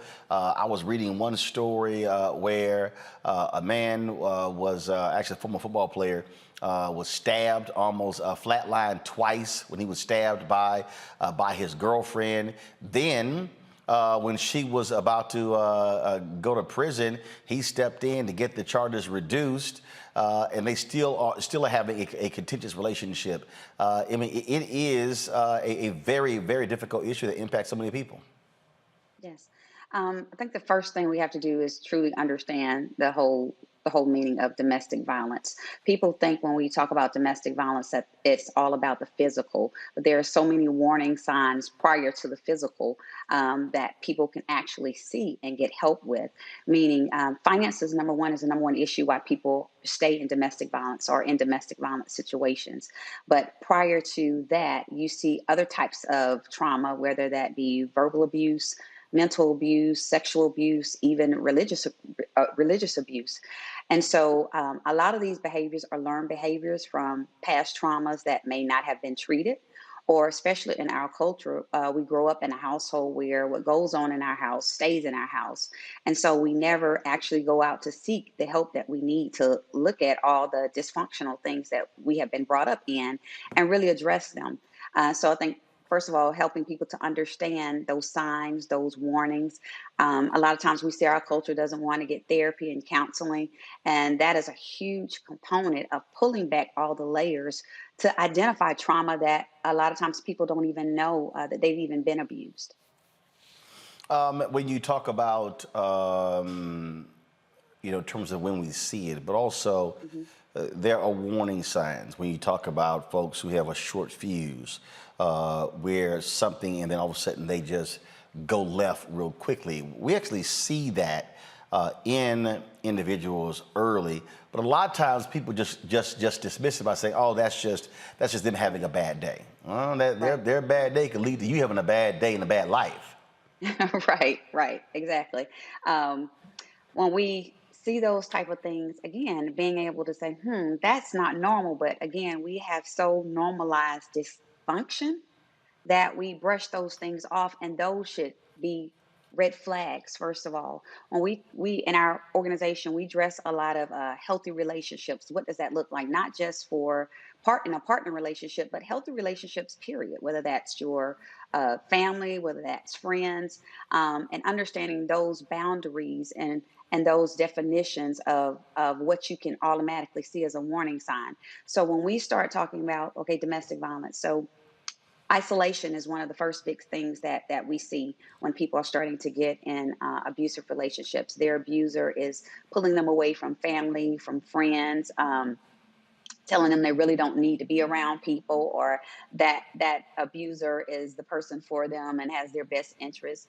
That is a warning sign that we see. When you are on a job and you start to see a lot of absentees or tardies. So those are just little small things. There's something that's going on in the background, whether it's domestic violence, but something is causing those side effects of that person either coming to work late, or when we start looking at kids in school, a lot of truancy. So what are the underlying layers that are causing that? So you're absolutely right, Roland. If the more we have the conversation about domestic violence and start really pulling out the dysfunction, then we're not so easy to just wipe away, oh, he or she's just having a bad day. No, those are some mental issues or some mental crises that we need to be paying attention to. Questions for our panel. Reese, you're first up.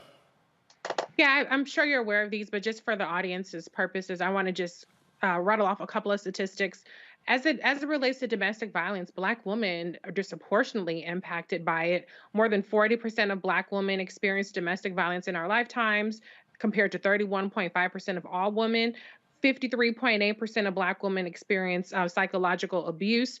41.2% of experience physical abuse. Black women are 2.5 times more likely to be murdered by men than white women, and 92% of the person who killed them knew their victim.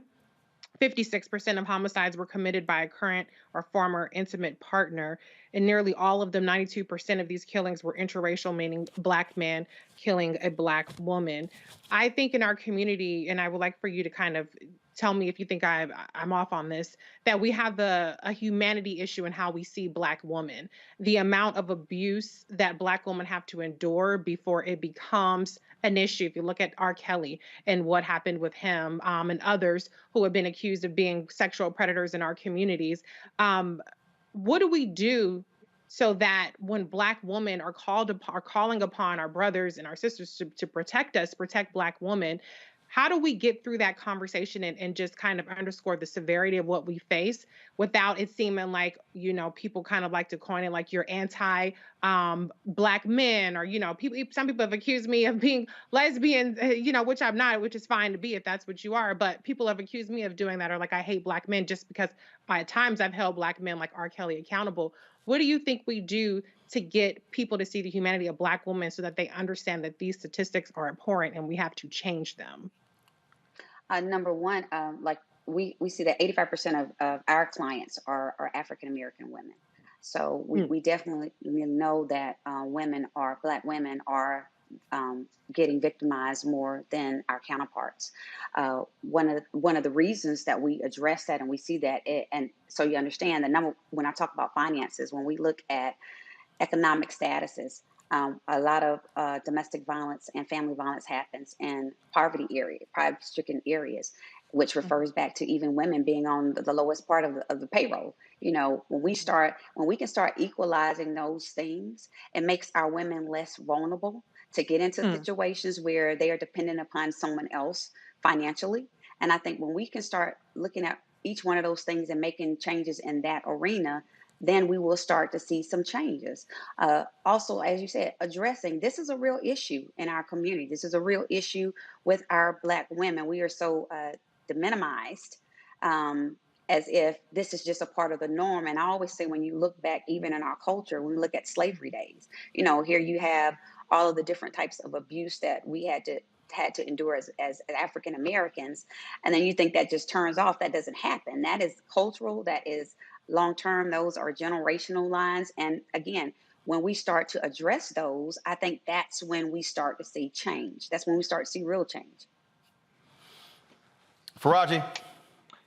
Alma, thank you so much for the work that you're doing. I want to get your take on some policy things. In Ohio, they passed the Ohio House of Representatives passed House Bill 3, what they call Aisha's Law, which is named after Aisha Frazier, who was a Black woman who was fatally stabbed in November of 2018 by her husband, her ex-husband, who was a court judge and a state senator. But the thing about the law is that it talks about expanding the definition of domestic violence to include strangulation, granting a temporary protection order for victims who file outside of court hours, and screening protocols for police officers dealing with domestic violence issues at home, creating new training programs, and screening protocols for police officers. I'm wondering, Alma, how do we get this type of policy in the House of Representatives of states across the country? How do we make policy that is going to be realistic, that is going to be able to be implemented, but most importantly, it's going to really push the needle on protecting victims of domestic violence? Great question. One of the things that I know I did, and we have to understand, domestic violence is bipartisan. It doesn't matter. It doesn't have any type of face, or it doesn't care whether you're Democrat or Republican. It has no face like that. So right, pre-pandemic, I went up to DC and visited with senators, congressmen on both sides to talk about the effects of domestic violence on the economy, what's going on. As you say, even in our policing, our police officers need to be more trained.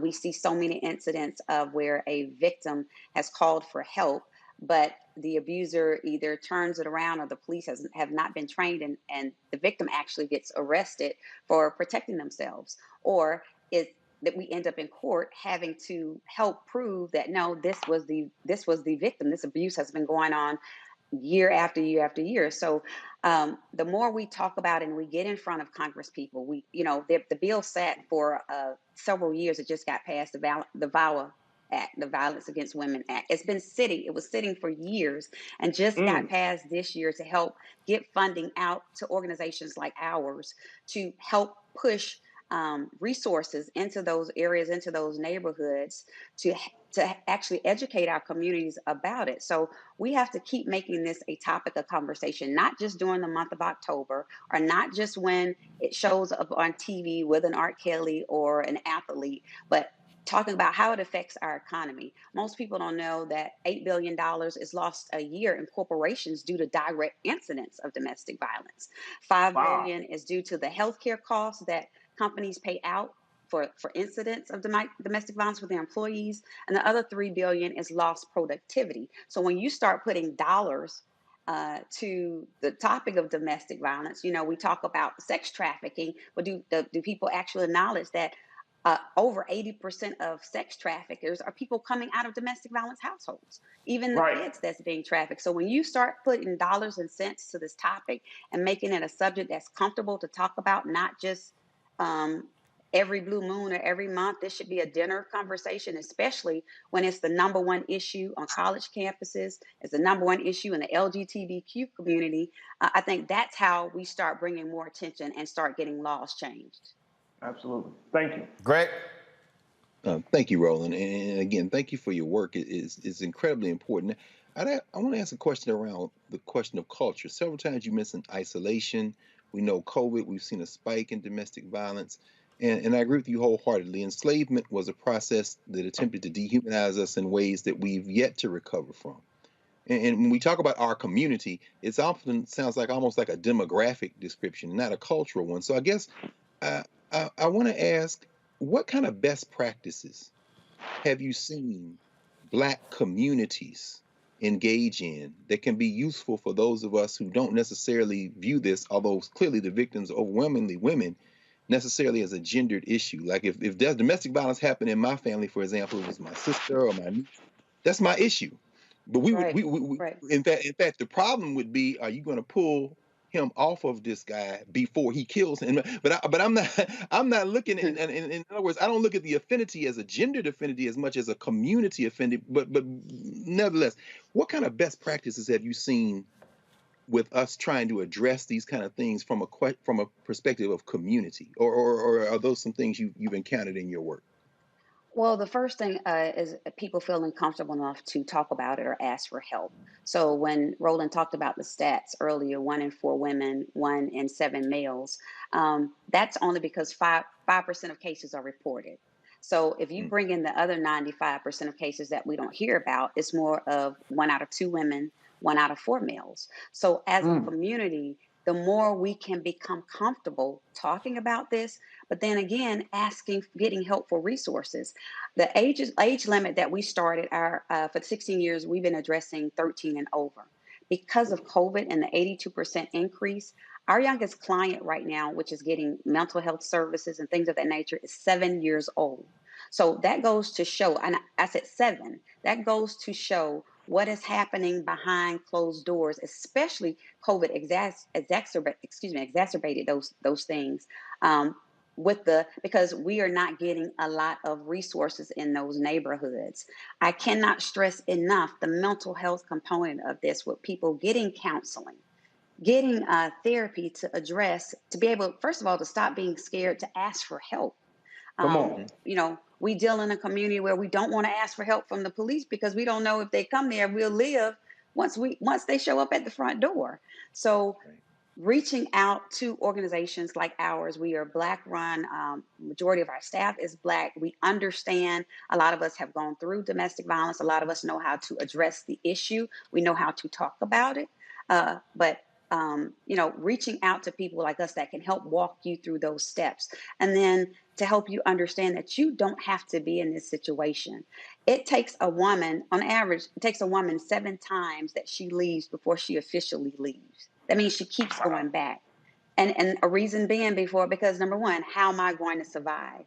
I have children involved. We see situations where people don't want to leave because they have animals involved. But there are resources. Even if you have a pet, we can get your pet covered where your pet is in a shelter for 3 months, up to 3 months, while you get the care that you need to get back on your feet. So I can't reiterate enough that as a community, we have to stop normalizing this and making this normal. We have to start talking about this is wrong. We need help. We need to get finances into our community so that our vulnerable populations don't stay in households that this is taking part of because they have lack of finances. And we got to get money into organizations like ours that are out here beating on the ground, working day and night to try to help our community. All right, then. Where can folks get more information about your foundation? Yes, they can go to our website, which is ALMA DVF, which stands for almadomesticviolence.org. We are on all social media platforms, ALMA_DVF on Instagram, Facebook. We have a toll-free number, 844-435-6468, that people can contact us. So we are all out there. Even if they Google our name, we've been in existence for 16 years. So we're able to be contacted. All right, then. We appreciate it. Thanks a lot. Thank you. All right, folks. Got to go to a quick break. We come back. Just a couple more stories before we go for the day. Back on Roland Martin Unfiltered on the Black Star Network. Oh, that spin class was brutal. Well, you can try using the Buick's massaging seat. Ooh, yeah, that's nice. Can I use Apple CarPlay to put some music on? Sure, it's wireless. Pick something we all like. Okay, hold on. What's your Buick's Wi-Fi password? Buick Envision 2021. Oh, you should pick something stronger. That's really predictable. That's a really tight spot. Don't worry, I used to hate parallel parking. Me too. Hey. Really outdid yourself. Yes, we did. The all-new Buick Envision, an SUV built around you, all of you. Betty is saving big holiday shopping at Amazon. So now, she's free to become Bear Hug Betty. Settle in, kids. You'll be there a while. Ooh, where you going? What's up, what's up? I'm Dr. Ricky Dillard, the choir master. Hi, I'm Amber Stevens-West from The Carmichael Show. Hi, my name is LaToya Luckett, and you're watching Roland Martin Unfiltered. All right, folks, Alabama families demanding to see the unedited surveillance video showing their loved one allegedly climbing in the back of an unused police van in front of the police department. Christina Nance was missing for 12 days before her body was found on October 7th in a Huntsville, Alabama police van. The family viewed this edited version of footage of the lot where Nance was found and does not believe it is her in the video. Let's go to Charlottesville, where opening statements began today in the civil lawsuit against organizers of the 2017 Unite the Right rally in Charlottesville, Virginia. One person died and a dozen others were injured as white nationalists, white supremacists, and counter-protesters clashed. 12 jurors will decide whether organizers knew the event would turn violent. Charlottesville residents and counter-protesters claim organizers engaged in a conspiracy. They're seeking damages for the physical and emotional injuries they suffered on that particular day. NFL Hall of Famer Brett Favre has repaid the state of Mississippi the welfare money he accepted for scheduled speeches that he didn't show up for. Favre reportedly paid $600,000 for this week, but The state says, now, player, you owe us $228,000 more in interest. If not paid off by mid-November, the Attorney General could sue Brett. Of course, he received $1.1 million and repaid the first $500,000 in May 2020. Former quarterback is not facing criminal charges, but others are facing charges in what's being called Mississippi's largest embezzlement case ever. How about paying that money, Brett? I'm just saying. All right, final thoughts from each one of our panelists. It has been quite the busy day. It's been quite the busy week. We talked about all the drama that's been happening on Capitol Hill. So I'll start with you, Reese. What stands out for you? Biggest story of the week, in your estimation, that people are not paying enough attention to? Well, I think people are paying a lot of attention to the biggest story, which is the Build Back Better plan and the framework that has been outlined. I think that people really should focus on the transformative aspects of it. I've been seeing some tweets to you and to those of us on the panel, expressing dissatisfaction. I've seen comments on it.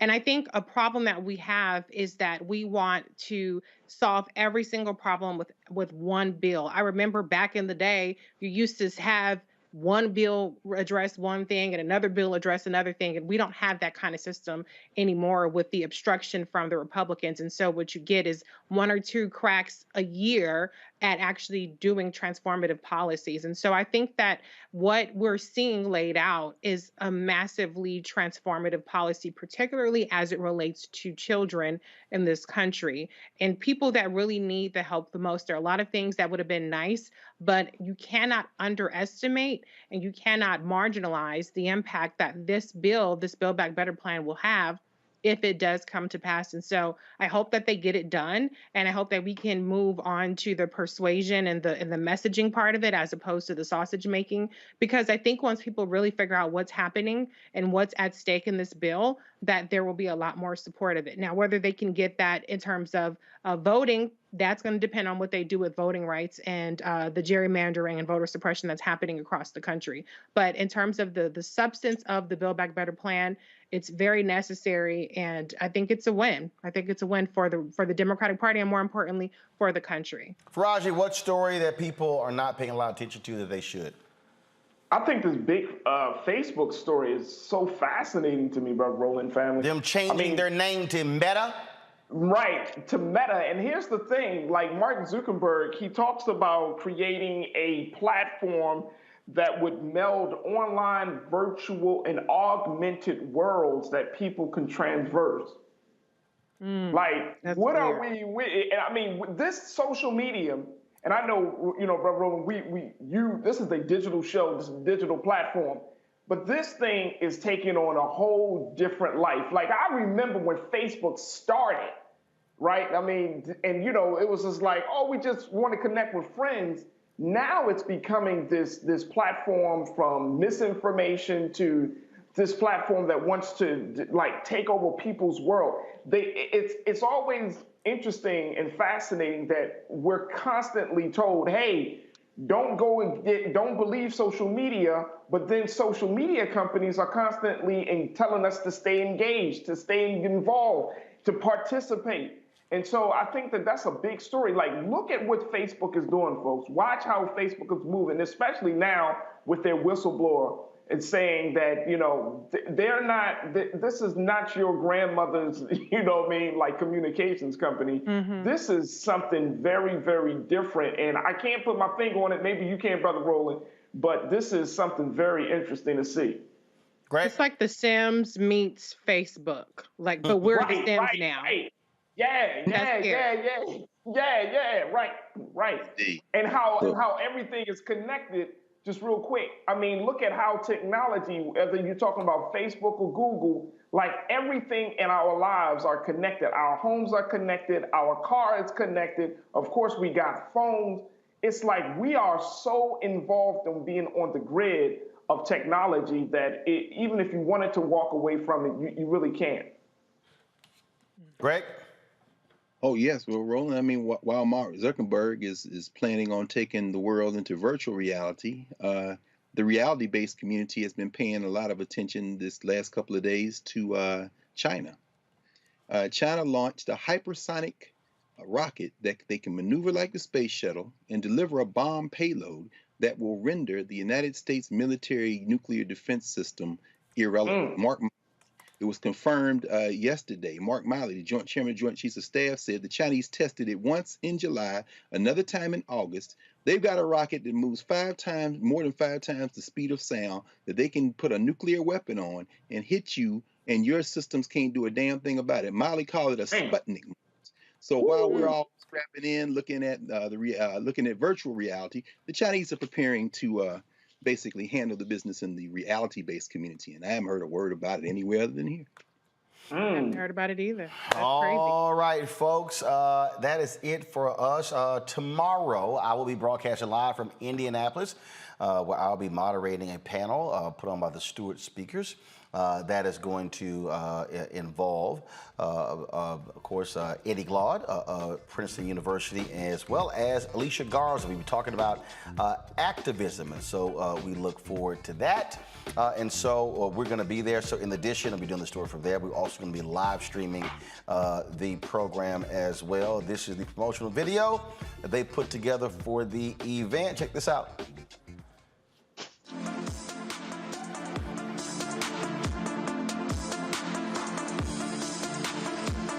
Conception of democracy. We can't become the kinds of people that our very idea of democracy requires. Precisely because we cling to this notion that some people are valued more than others. Lots of people are terrified to step into leadership because of how much scrutiny they receive and how brutal we are with leaders. Declaration of Independence says all men are created equal, not women. When they said all men are created equal, they meant white men. That what we've experienced, what we've lived, is actually a reflection of what's at the heart of the country.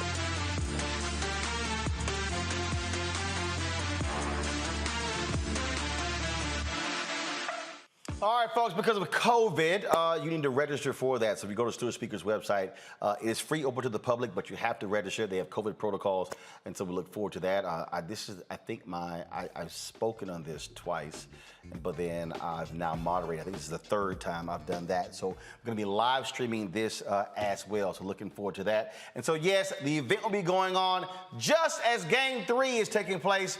My Houston Astros, the last time I moderated the panel, we were in the World Series. Yeah, so guys, all tied up 1-1. I know all y'all Atlanta fans out there, y'all a little sick because last night our bats came alive.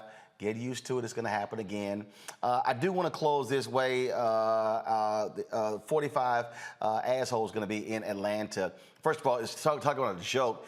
Travis Tritt is going to be singing the national anthem. He's the big-time anti-vaxxer who's upset. Matter of fact, he blocked me and a whole bunch of other people. I don't know why, dude. I ain't got none of your damn music on my iPod. Never will. I got other country artists. Travis, you don't make the cut. But Trump is going to be showing up for the game. The Braves are giving him a suite for the game. I've yet to. First of all, I may be at Game 4. I have to be in LA on Sunday and Monday for Eric Dickerson's golf tournament. So we'll see if I go. But let me just let y'all know right now, if I'm at the game, I'm booing the hell out of Donald Trump if they introduce his ass. Hey man, get ready to fight, man, because them Cobb County. I don't care. I don't care. I know you don't. And if anybody around me say something, I'm going to say he's a grifter, he's a liar, and MAGA people are stupid. Go ahead. There you go. Go ahead. Go ahead. Just Go let all y'all in. know. Just let y'all know. Dusty got to get that ring, baby. Dusty got to get that ring. This time. Roland, this don't end up on TMZ. We don't want to see you on TMZ, man. No, you ain't going to end up on TMZ. I'm going to live stream that shit myself. Hey, you gotta respect that. You gotta respect that. I ain't gonna let nobody else get the views. Hello. If I'm there, this is gonna be me. Boo! Boo! Boo! Wait, landscape, right? You Landscape. Damn Skippy. Landscape, horizontal, full screen, 16:9. Just letting y'all know. Just letting all know. And if I'm sitting in a suite with somebody, and then if he coming down the hallway, I'm gonna sit there and say, traitor, January 6th. Go ahead. Go ahead. Hey, better hope we don't cross paths. I'm gonna say, bye to Harris, winners. Y'all know I will. Y'all know. Look, I have total disdain for that fool. So I don't give a damn. I don't give a damn. What you gonna say to Herschel Walker, who you know he gonna have on a leash right next to him? I would say, Herschel, when the last book you read? That's not fair. Oh my God. So you already said it all. I'll probably follow up pictorial.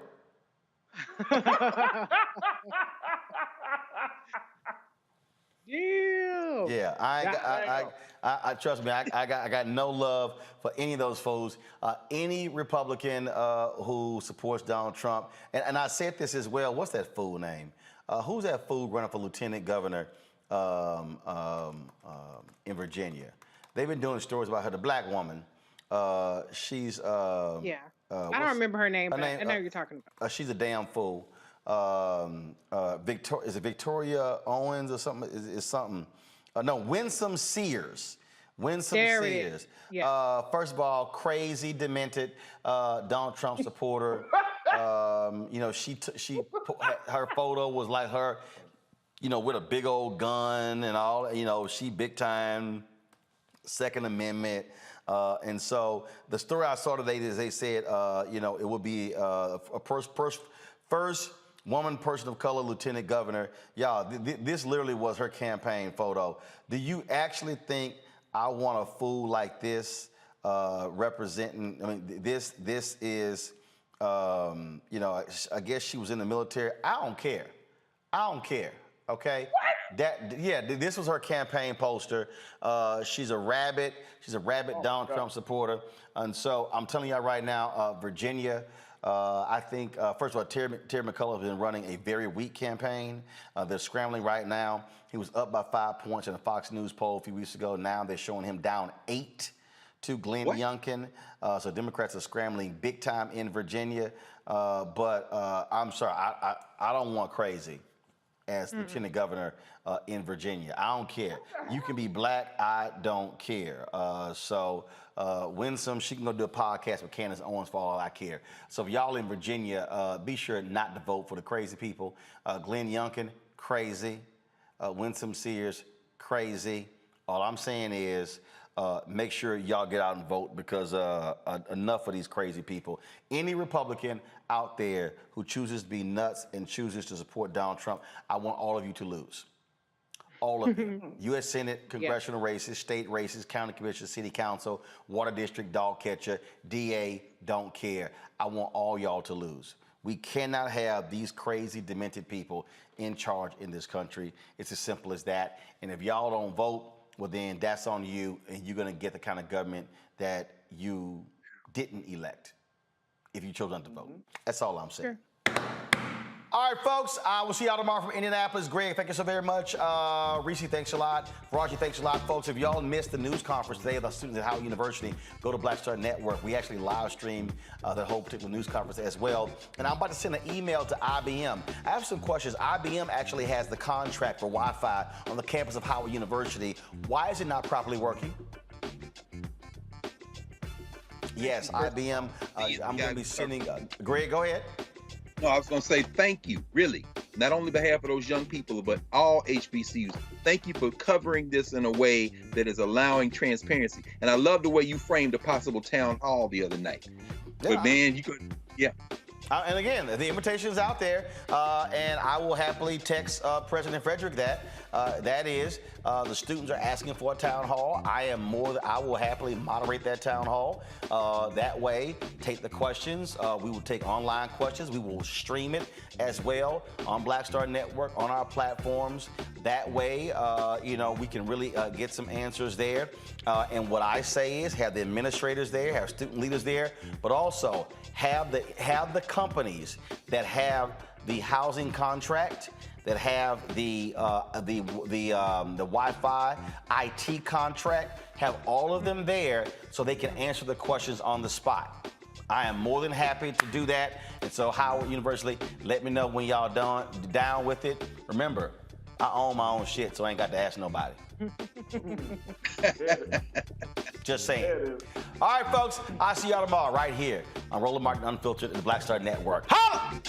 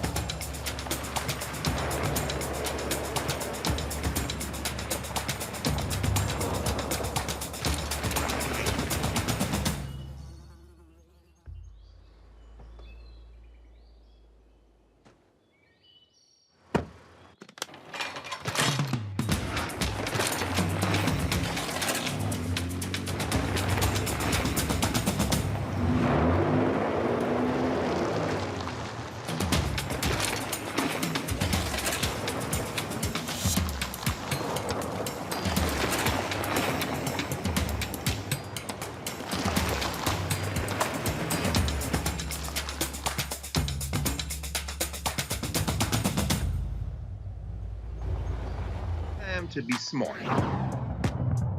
Roland Martin's doing this every day. Oh, no punches! Thank you, Roland Martin, for always giving voice to the issues. Look for Roland Martin in the whirlwind, to quote Marcus Garvey again. The video looks phenomenal, so I'm really excited to see it on my big screen. Support this man, Black Media. He makes sure that our stories are told. See, there's a difference between Black Star Network and Black-owned media and something like CNN. I got to defer to the brilliance of Dr. Carr and to the brilliance of the Black Star Network. I am rolling with Roland all the way. Honored to be on a show that you own. A black man owns the show. Folks, Black Star Network is here. I'm real revolutionary right now. Roland was amazing on there. Stay black. I love y'all. I can't commend you enough about this platform that you've created for us to be able to share who we are, what we're doing in the world, and the impact that we're having. Let's be smart. Bring your eyeballs home. You can't be Black-owned media and be scared. You dig?